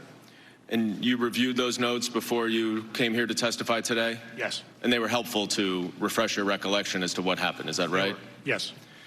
During that meeting, President Zelensky said that on his phone call with President Trump the previous day, that 3 times President Trump had mentioned sensitive issues. Did you understand what President Zelensky was referring to when he said the sensitive issues? I couldn't be sure what he was referring to until I later read the transcript of the July 25th call, but I was aware of various contacts between the three amigos and his government about this set of issues. And after you read the call, what did you determine to be the sensitive issues that President Zelensky referenced? The Burisma-Biden investigation. After this meeting with President Zelensky, you testified that Ambassador Sondland had a one-on-one meeting with Andrei Yermak, a top aide to Zelensky, and that you were prohibited from going into that meeting to take notes. Is that right? Yes. And yesterday, Ambassador Sondland testified that he probably discussed the investigations with Mr. Yermak. Did Ambassador Sondland tell you at all what they discussed? He did not. Now, after this meeting with Mr. Yermak, you went to lunch. And can you just describe where you were sitting at the restaurant? Yes, sir. The restaurant has sort of glass doors that open onto a terrace. And we were at the first tables on the terrace, so immediately outside of the interior of the restaurant. The doors were all wide open. There was tables, table for four, although I recall it being two tables for two pushed together. In any case, it was quite a wide table. And the table was set with sort of a table runner down the middle. I was directly across from Ambassador Sondland. We were close enough that we could, share an appetizer between us, and then the two staffers were off to our right at this next table. Now, you said that at some point Ambassador Sondland pulled out his cell phone and called President Trump. This was an unsecure cell phone, is that right? Yes, sir. In the middle of a restaurant in Kyiv? Yes. Now, you said that you were able to hear President Trump's voice through the receiver. Mm-hmm. How were you able to hear if it was not on speakerphone? It was several things. It was quite loud when the president came on, quite distinctive. I believe Ambassador Sondland also said yesterday he often speaks very loudly over the phone, and I certainly experienced that. When the president came on, he sort of winced and held the phone away from his ear like this. And he did that for the first couple exchanges. I don't know if he then turned the volume down, if he got used to it, if the president moderated his volume, I don't know. But that's how I was able to hear it. And so you were able to hear some of what President Trump said to President Zelensky, is that right? The first portion of the conversation, yes. And what did you hear President Trump say to, I'm sorry, not President Zelensky, to Ambassador Sondland? What I hear the president say to Ambassador Sondland? Yeah, he clarified whether he was in Ukraine or not, and he said, yes, I'm here in Ukraine. And then Ambassador Sondland said he loves your ass, will do anything you want. He said, is he going to do the investigation? So you heard President Trump ask Ambassador Sondland, is he going to do the investigation? Yes, sir. What was Ambassador Sondland's response? He said, oh, yeah, he's going to do it. He'll do anything you ask. And was that the end of the Ukraine portion of the conversation? Yes. Afterwards, you described a follow-on conversation that you had with Ambassador Sondland, where you asked him, I think, generally, what did President Trump think of Ukraine? Is that right? Correct. What did Ambassador Sondland say to you? He said he doesn't really care about Ukraine. Did he use slightly more colorful language than that? He did. What did he say that he does care about? He said he cares about big stuff. Did he explain what he meant by big stuff? Well, I asked him, well, what kind of big stuff? We have big stuff going on here, like a war with Russia, and he said, no, big stuff like the Biden investigation that Mr. Giuliani is pushing. Now,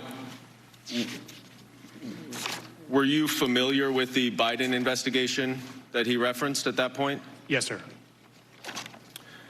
And how do you have such a specific and clear recollection of this conversation with the president and your conversation with Ambassador Sondland? Yeah. So this was a very distinctive experience.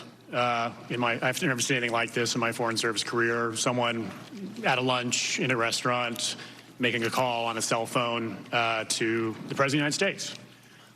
Being able to hear his voice, it's a very distinctive personality, as we've all seen on television. Very colorful language was used. They were directly addressing something that I had been wondering about working on for weeks and even months. A topic that had led to the recall of my former boss, the former ambassador. And so here was a person who said he had direct contact with the president, and had said that over the course of time. Here he is actually having that contact with the president, hearing the president's voice, and them talking about this issue of the Biden investigation that I'd been hearing about. So just to summarize, during the phone call that you overheard Ambassador Sondland have with President Trump, you heard President Trump himself ask, the only question that you really heard him ask, I believe, is whether he was going to do the investigation, to which Ambassador Sondland responded that he would, and he would in fact do anything that President Zelensky wants. Is that an accurate recitation of what happened? That's correct. And then after that call, you had a subsequent conversation with Ambassador Sondland where he, in sum and substance, told you that the president doesn't care about Ukraine. He only cares about big stuff related to himself, and particularly the Biden investigation that Giuliani was pushing? Correct. Now, a day before your lunch with Ambassador Sondland, President Trump did speak with President Zelensky, as you referred, and certainly the president made it clear to President Zelensky that he cared about the Biden investigation. Now, neither of you did listen to this call, but as you testified, you both read it subsequent to its publication. Dr. Hill, you, during your time, 2.5 years in the White House, listened to a number of presidential phone calls. Is that right? That's right. Can you estimate approximately how many? I can't actually. I mean, sometimes there would be multiple calls during a week. I was there for more than 2 years, so it's a fair number. Have you ever heard a call like this one that you read? I don't want to comment on this call because this is, in my view, executive privilege. Counsel. In terms of the testimony, yes. I think that as a threshold matter, I think that there are issues of classification regarding head of state communications that we do want to be sensitive to in this forum, among other issues. Understood. I'm really just focused on this one call that has been declassified and published, and just asking you whether you'd ever heard any presidential phone call along these lines. Well, again, I'd like to just focus in this testimony on this particular call, and I will just say that I found this particular call subject matter and the way that it was conducted surprising. You said in your deposition testimony that you were very shocked and very saddened to read it. That's correct. Why was that? Because of the nature of the discussion, the juxtaposition of the issues in which they were raised, and also given the fact that I myself had actually opposed, along with Ambassador Bolton for some period, having a call unless it was very well prepared, and that we were confident that the issues that Ukraine and the United States were most generally together interested in were going to be raised. And I saw in this call that this was not the case. You also testified that you were concerned that this call was turning a White House meeting into some kind of asset. Do you recall that testimony? I don't think it was specifically about that call, but I recall the testimony because this was clearly the discussion preceding the call. Remember, I left on July 19th and the call took place the following week. In the months leading up to that, from May onwards, it became very clear that the White House meeting itself was being predicated on other issues, namely investigations and the questions about the election interference in 2016. Mr. Holmes, you indicate in your opening statement that the chief of staff to President Zelensky had indicated to you that in this phone call on July 25th, there was a discussion about personnel issues related to the Prosecutor General's office. After you read the call, did you understand who and what that was referring to? Yes, sir. In that brief meeting with the chief of staff, it was very confusing to me why, in only the few minutes we had, why that would have been the issue he raised. So it wasn't until I read the transcript of the call on the 25th that I understood that the president had specifically mentioned Prosecutor General Lutsenko, who the Zelensky administration was in the process of replacing and carving out all his sort of underlings who had been, collaborating with him on some of the corruption we saw there.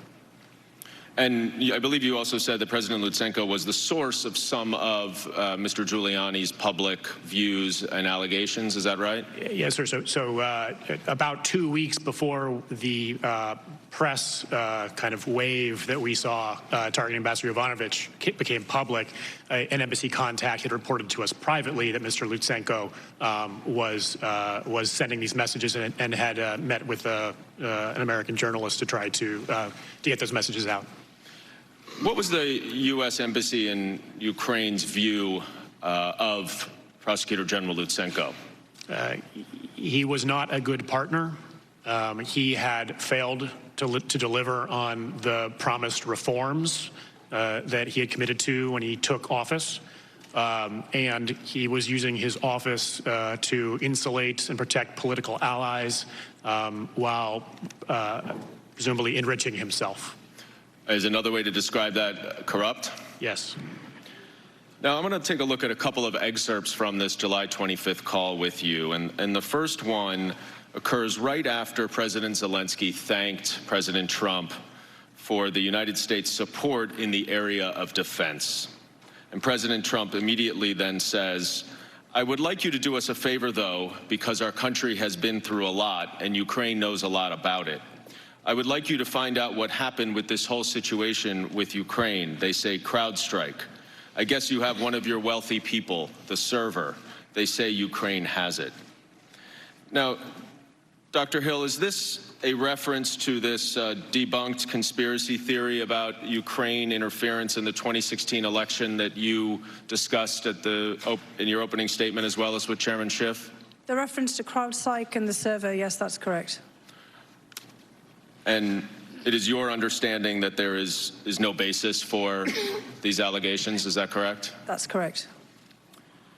Now, isn't it also true that some of President Trump's most senior advisors had informed him that this theory of Ukraine interference in the 2016 election was false? That's correct.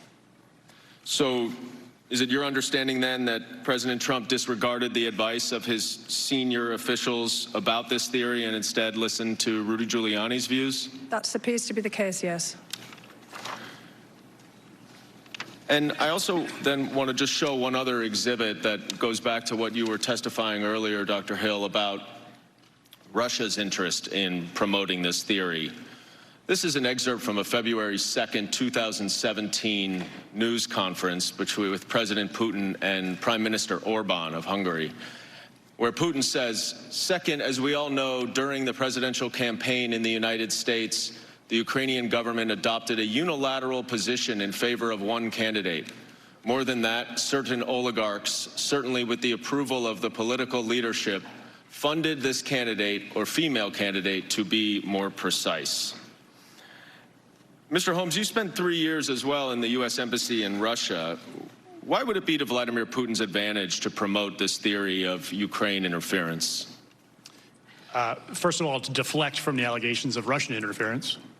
Second of all, to drive a wedge between the United States and Ukraine, which Russia wants to essentially get back into its sphere of influence.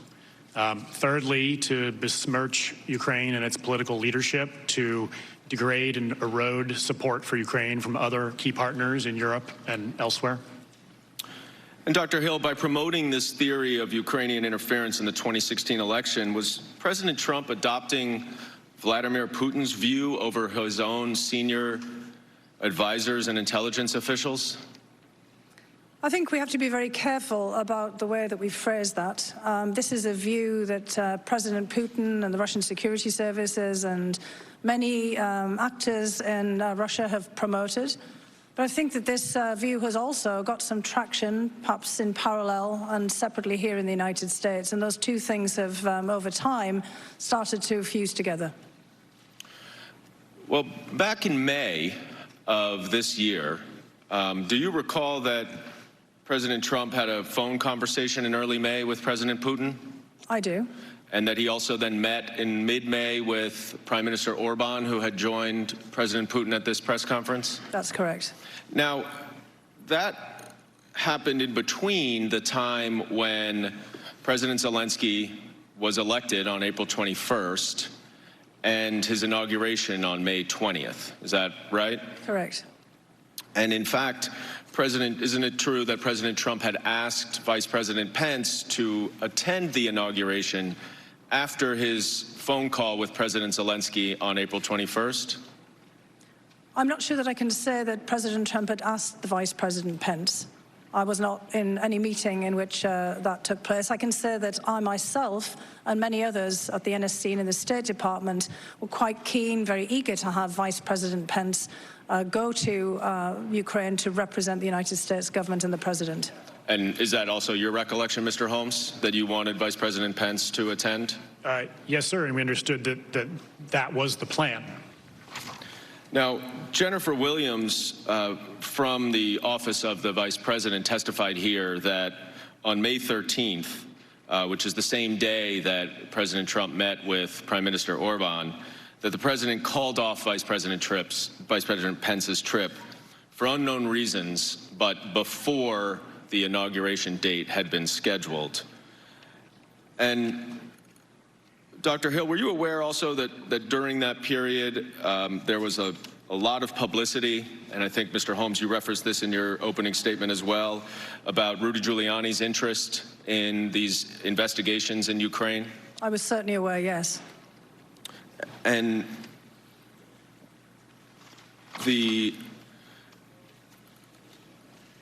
around this time, Dr. Hill, you also, I believe, testified that Ambassador Bolton had expressed some views to you about Mr. Giuliani's interest in Ukraine. Do you recall what you said? Correct.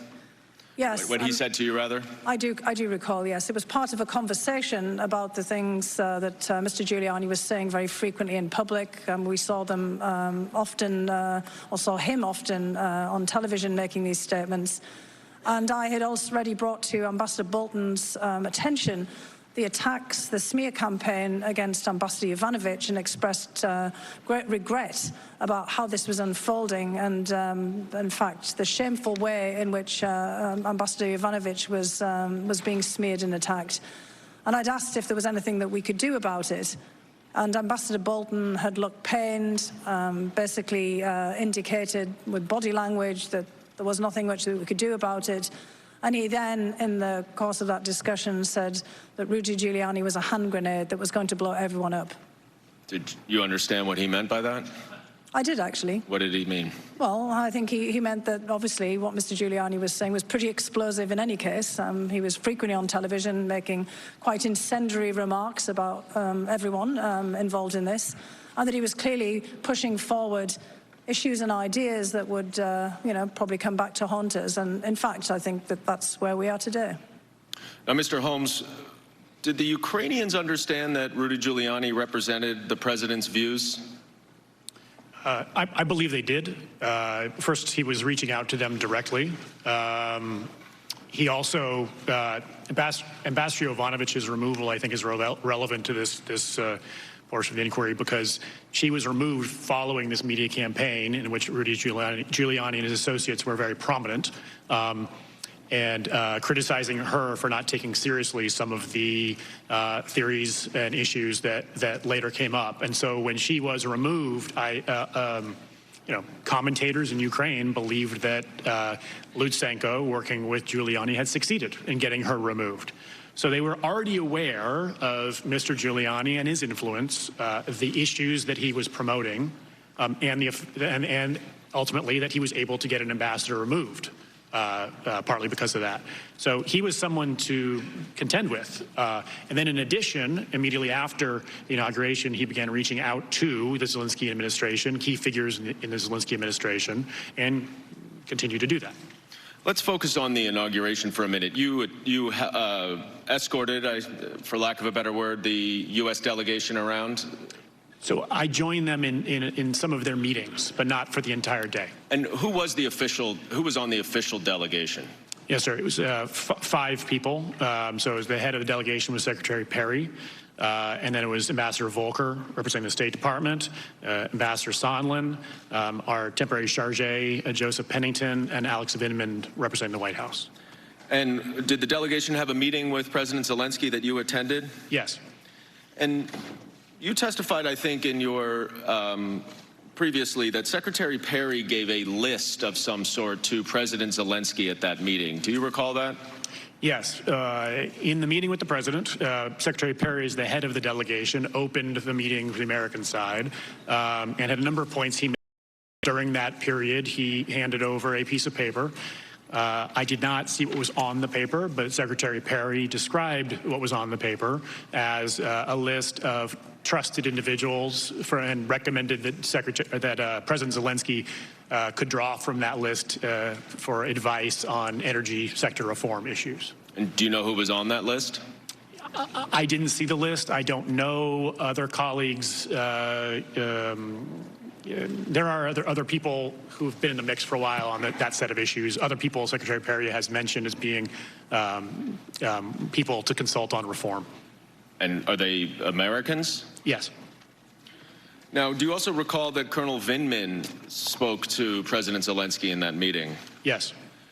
And what did he say to President Zelensky in terms of some of the issues that we're addressing here in this investigation? Yes, sir. He was the last to speak.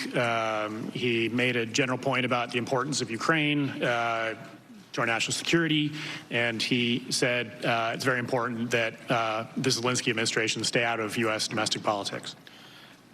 Was it your understanding that President Zelensky and the Ukrainians were already starting to feel some pressure to conduct these political investigations? Yes. And those were the ones related to Biden and Burisma in the 2016 election? Correct. Now, Dr. Hill, you also testified that around this same time in May, you learned that President Trump was receiving information from someone else at the National Security Council. Is that right? That's not quite right. I was told in passing that someone else at the National Security Council, that the President may want to speak to them because of some materials related to Ukraine. And did that person indicate that the President thought that was the director of Ukraine? That was correct. It was a very brief conversation, just to be clear. Who is the director of Ukraine? The director for Ukraine is Alex Vindman, Colonel Vindman. And who did this individual in the executive secretary's office refer to? The individual just said the name Cash. And did you know who that was? Initially, when I was thinking about it, I had to search my mind, and the only Cash that I knew at the National Security Council was Kash Patel. And Kash Patel did not work on Ukraine matters that you oversaw, is that right? Not that I oversaw, no. So the indication is that Kash Patel had provided some information directly to the President without your knowledge? That seemed to be the indication. Now, I want to go back to the July 25th call right now, where President Trump, in another excerpt, asked President Zelensky about his potential political opponent, Vice President Joe Biden. In this excerpt, the President said, "The other thing, there's a lot of talk about Biden's son, that Biden stopped the prosecution, and a lot of people want to find out about that. So whatever you can do with the Attorney General would be great. Biden went around bragging that he stopped the prosecution, so if you can look into it. It sounds horrible to me." Now, Dr. Hill, this was, of course, one of the allegations that Rudy Giuliani was pushing, is that right? That's correct. And now confirmed in this July 25th call that the President was also interested in it? Yes. Ambassadors Volker and Sondland have tried to draw a distinction between their understanding of the connection between Burisma and the Bidens. But Dr. Hill, was it apparent to you that when President Trump, Rudy Giuliani, or anyone else was pushing for an investigation into Burisma, that the reason why they wanted that investigation related to what President Trump said here, the Bidens? It was very apparent to me that that was what Rudy Giuliani intended, yes. Intended to convey that Burisma was linked to the Bidens, and he said this publicly, repeatedly. And Mr. Holmes, you also understood that Burisma was code for Bidens? Yes. And do you think that anyone involved in Ukraine matters in the spring and the summer would understand that as well? Yes. Now, Dr. Hill, are you aware of any evidence to support the allegations against Vice President Biden? I am not, no. And in fact, Mr. Holmes, the former Prosecutor General of Ukraine, who Vice President Biden encouraged to fire, was actually corrupt, is that right? Correct. And was not pursuing corruption investigations and prosecutions, right? My understanding is the Prosecutor General at the time, Shokin, was not at that time pursuing investigations of Burisma or the Bidens. And in fact, removing that corrupt Prosecutor General was part of the United States anti-corruption policy, isn't that correct? That's correct, and not just us, but all of our allies and other institutions that were involved in Ukraine at the time. Now, Dr. Hill, you indicated earlier that you had understood that a White House meeting was conditioned on the pursuit by Ukraine of these investigations. And I want to focus on the July 10th meeting in the White House where that came to light. You indicated that in your testimony that there was a large meeting that Ambassador Bolton ran where Ambassadors Sondland, Volker, and Secretary Perry also attended. Is that right? That's correct, yes. And why were they included in that meeting with two Ukrainian officials about national security matters? Well, the initial intent had not been to include them. We'd anticipated that the two Ukrainian officials would have a number of meetings, as is usually the procedure, and that there would be meetings at the State Department, potentially also at the Energy Department. And then there was a request to have Ambassadors Sondland and Volker included, coming directly from their offices.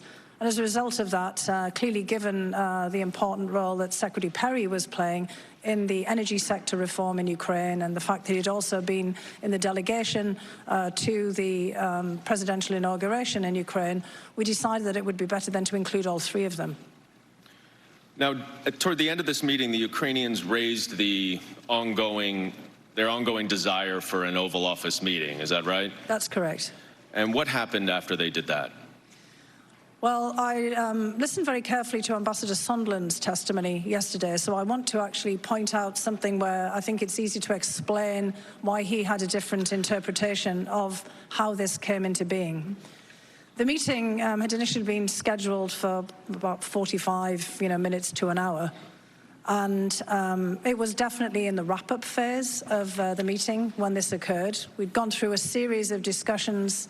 Alexander Danylyuk, who was at this point the designated National Security Advisor of Ukraine, really wanted to get into the weeds of how you might reform a National Security Council. He talked to me about this prior to the meeting, and he was hoping to have this opportunity with the National Security Advisor of the United States to get his first-hand opinions and thoughts on what might happen. We'd also wanted to go through a discussion about how important it was for Ukraine to get its energy sector reform underway. And clearly, Secretary Perry had some talking points for this. This is an issue that Ambassador Bolton was also interested in. And then we knew that the Ukrainians would have on their agenda, inevitably, the question about a meeting. And so, as we get through the main discussion, we're going into that wrap-up phase. The Ukrainians, Mr. Danylyuk, starts to ask about a White House meeting. And Ambassador Bolton was trying to parry this back. Although he's the National Security Advisor, he's not in charge of scheduling the meeting. We have input recommending the meetings, and this goes through a whole process. So it's not Ambassador Bolton's role to start pulling out the schedule and start saying, right, well, we're going to look and see if this Tuesday and this month is going to work with this. And he does not, as a matter of course, like to discuss the details of these meetings. He likes to leave them to, the appropriate staff for this. So this was already going to be an uncomfortable issue. And as Ambassador Bolton was trying to move that part of the discussion away, I think he was going to try to deflect it onto another wrap-up topic, Ambassador Sondland leaned in basically to say, well, we have an agreement that there will be a meeting if specific investigations are put underway. And that's when I saw Ambassador Bolton stiffen. I was sitting behind him in the chair, and I saw him sit back slightly like this. He'd been more moving forward like I am to the table. And for me, that was an unmistakable body language, and it caught my attention. And then he looked up to the clock and, at his watch, or towards his wrist in any case. Again, I was sitting behind him, and basically he said, well, it's been really great to see you. I'm afraid I've got another meeting. And did Ambassador Sondland say who his agreement on this White House meeting was with? In that particular juncture, I don't believe so. It was later, which I'm sure you'll want to talk about, that he did say more specifically. And what did he say later? Later, he said that he had an agreement with Chief of Staff Mulvaney that in return for investigations, this meeting would get scheduled. And was he specific at that point later about the investigations that he was referring to? He said the investigations in Burisma. Now, did you have a conversation with Ambassador Bolton after this subsequent meeting with Ambassador Sondland? I had a discussion with Ambassador Bolton both after the meeting in his office, a very brief one, and then one immediately afterwards, the subsequent meeting. So the subsequent meeting, or after both meetings, when you spoke to him and relayed to him what Ambassador Sondland said, what did Ambassador Bolton say to you? Well, I just want to highlight, first of all, that Ambassador Bolton wanted me to hold back in the room immediately after the meeting. Again, I was sitting on the sofa with a colleague. Right, but just in that second meeting, what did he say? Yes, but he was making a very strong point that he wanted to know exactly what was being said. And when I came back and related to him, he had some very specific instruction for me. And I'm presuming that that's what was that specific instruction? So the specific instruction was that I had to go to the lawyers, to John Eisenberg, our senior counsel for the National Security Council, to basically say, you tell Eisenberg, Ambassador Bolton told me, that I am not part of this whatever drug deal that Mulvaney and Sondland are cooking up. What did you understand him to mean by the drug deal that Mulvaney and Sondland were cooking up? I took it to mean investigations for a meeting. Did you go speak to the lawyers? I certainly did. You relayed everything that you just told us and I relayed more? it precisely, and then the details of how the meeting had unfolded as well, which I gave a full description of this in my October 14 deposition. Mr. Holmes, you have testified that by late August you had a clear impression that the security assistance hold was somehow connected to the investigations that President Trump wanted. How did you conclude that? How did you reach that clear conclusion? Sir, we've been hearing about the investigation since March, months before, and we've been. President Zelensky had received a letter, congratulatory letter from the president, saying he'd be pleased to meet him following his inauguration in May. And we hadn't been able to get that meeting, and then the security hold came up with no explanation. And I'd be surprised if any of the Ukrainians, you said earlier, we discussed earlier, sophisticated people, when they received no explanation for why that hold was in place, they wouldn't have drawn that conclusion. Because the investigations were still being pursued? Correct. And the hold was still remaining without explanation? Correct. So this to you was the only logical conclusion that you could reach? Correct. Sort of like 2 + 2 = 4? Exactly. Chairman, I yield. That concludes the majority questioning. We're expected to have votes, I think, fairly soon. This will be appropriate time to break, and we'll resume with the minority 45 minutes. If people, before they leave, could allow the witnesses to leave first, and if committee members could come back promptly after votes.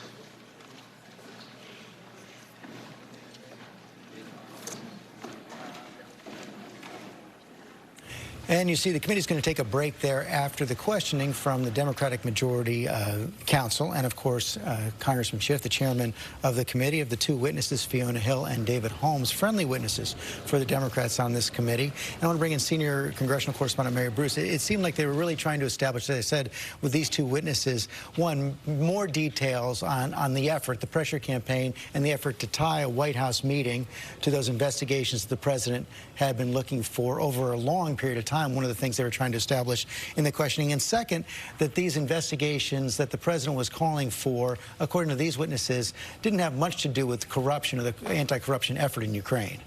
Absolutely. And what we have heard from Holmes and Hill really does reinforce in many ways what we heard from Gordon Sondland yesterday, that there was this quid pro quo to try and use a White House meeting or military aid, as these witnesses came to believe, as leverage, essentially, to try and force Ukraine to launch these investigations. And then, of course, George, we had this really astounding moment from Fiona Hill, where she is cautioning the committee to really be clear-eyed about Russia's intentions here, saying that they have been working to try and sow chaos in American politics, and essentially saying that that is exactly what they are doing right here.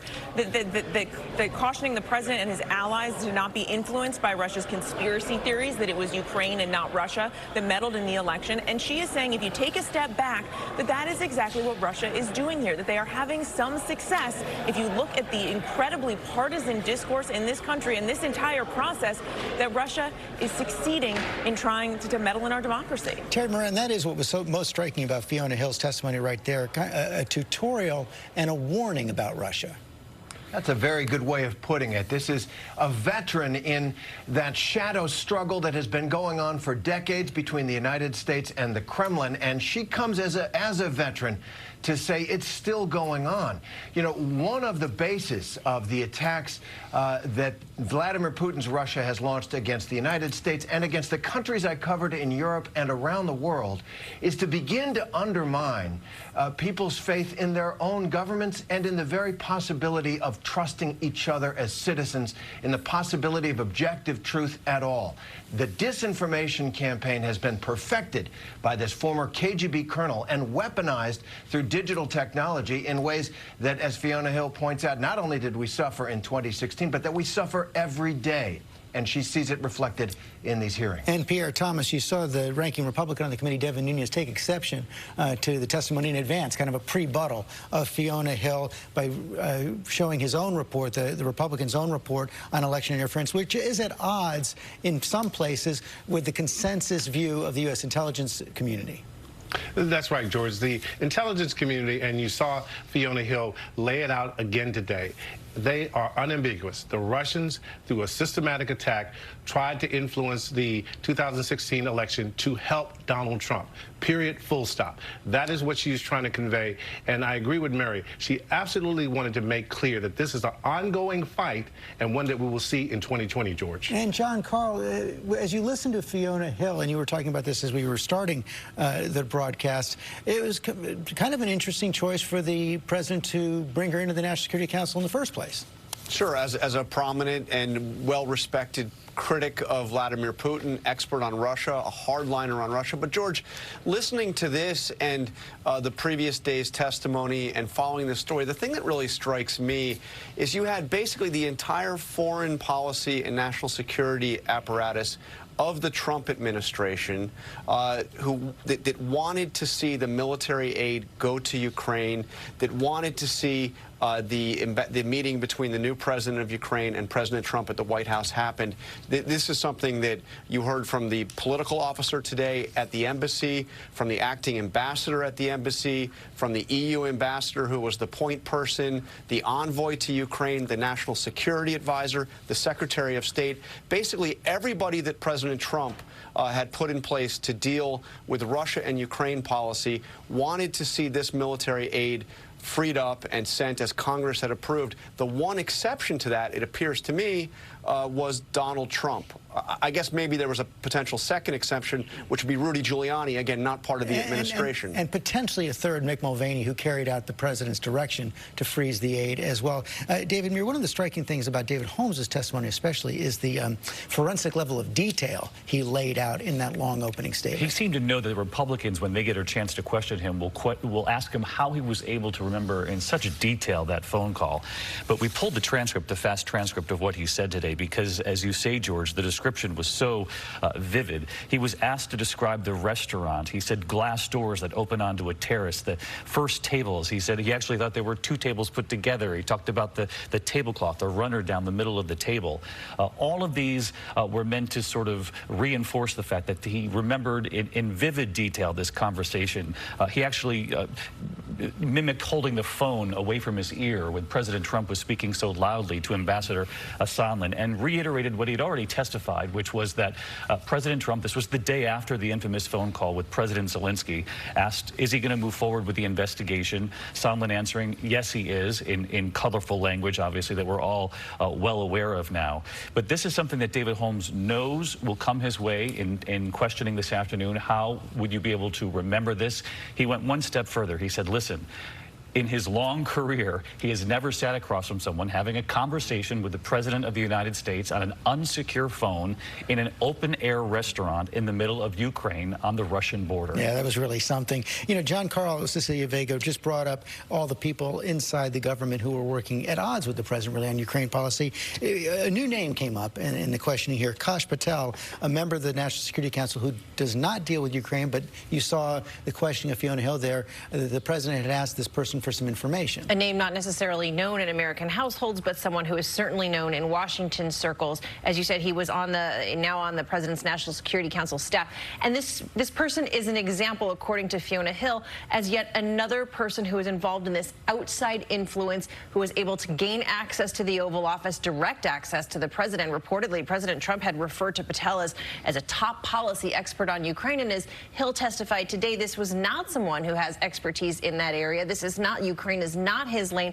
In fact, you'll remember, George, this consumed us in Washington for a while at the beginning of the Trump administration when Patel was still working as an aide on the Hill, and he wrote this controversial memo that was blasted far and wide that tried to discredit the Russia investigation, and it was widely panned as cherry-picking facts on that, but Republicans rallied around it, and he ended up getting a job on the president's staff, essentially. He did. And Martha Raddatz, in the question, they extended the timeline of the president's concern about these investigations. They went back to May, and I was interested when Dan Goldman brought up a Vladimir Putin press conference with the Hungarian leader where he was propagating this Ukraine theory, and they were trying to establish a connection. The president had phone calls with Vladimir Putin at that time between that and the decision not to pursue sending Vice President Pence to the inauguration. Exactly, and clearly trying to say and imply that the president's language, Giuliani's language, come directly from Vladimir Putin's playbook. And I think one of the things that Holmes emphasized is exactly what Putin is up to and why he wants them out of Ukraine. It drives a wedge between the U.S. and Ukraine, erodes support for Ukraine, deflect its own interference, and that's what Russia is trying to do here, deflecting its own interference. And I just can't make the point strong enough that the people you heard from are the experts in Russia. Fiona Hill, long-time expert. She knows what she's talking about, and she said all of that Ukrainian stuff is nonsense and fiction. Let's bring in our legal experts right now. Melissa Murray, this is probably the last public hearing, last scheduled public hearing. How does it advance the Democrats' broader case for impeachment? Well, I think one of the things that Fiona Hill did very well here was lay out the case for Russian interference and basically do what the Mueller report did not. She laid it out very clearly for the American people. This is a threat right now. These impeachment hearings are playing right into the Republicans' hands. That might go against what the Democrats want the public to know and play right into the Republicans. But she laid out a really strong geopolitical case for what this means and why it's important. And she also made very clear that the shadow channel that Gordon Sondland was talking about, he was part of it, he was in it, and it was working to the detriment of what she was trying to do.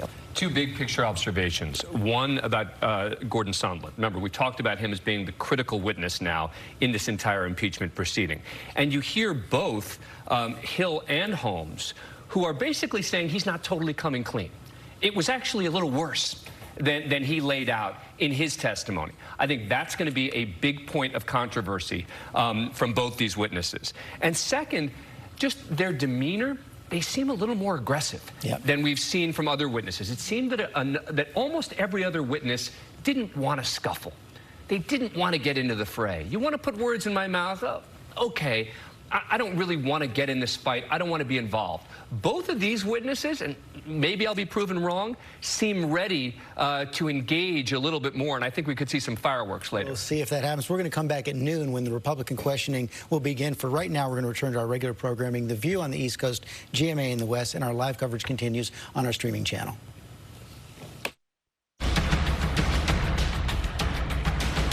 This has been a special report from ABC News. Really so. Great movie. Performance was amazing. Also, music news today. This is, we think this might kickstart your heart. You remember that song? You know who I'm talking about? There you go. Yeah. Well, despite vowing they would never do it again, Motley Crue is coming home sweet home to the stage, and they won't be alone. The hair metal heavies hitting the road next year, along with Def Leppard and Poison for a heavy metal marathon. What a concert. That's some hair band. Bring out the hairspray, ladies. Hello, 80s, I'm coming. The boys from Motley Crue released this video officially announcing their reunion, which was quite a surprise to Crue heads who were devastated when the band called it quits in 2015. They even signed an unprecedented cessation of touring contract, putting an end to 35 years on the road. Band member Nikki Sixx at the time told Rolling Stone, "The only loophole is if all 4 band members agreed to tour again." He went on to say in that interview, "But you know that would never happen." Well, you know what they say. Never say never. Yeah. Those 3 iconic bands taking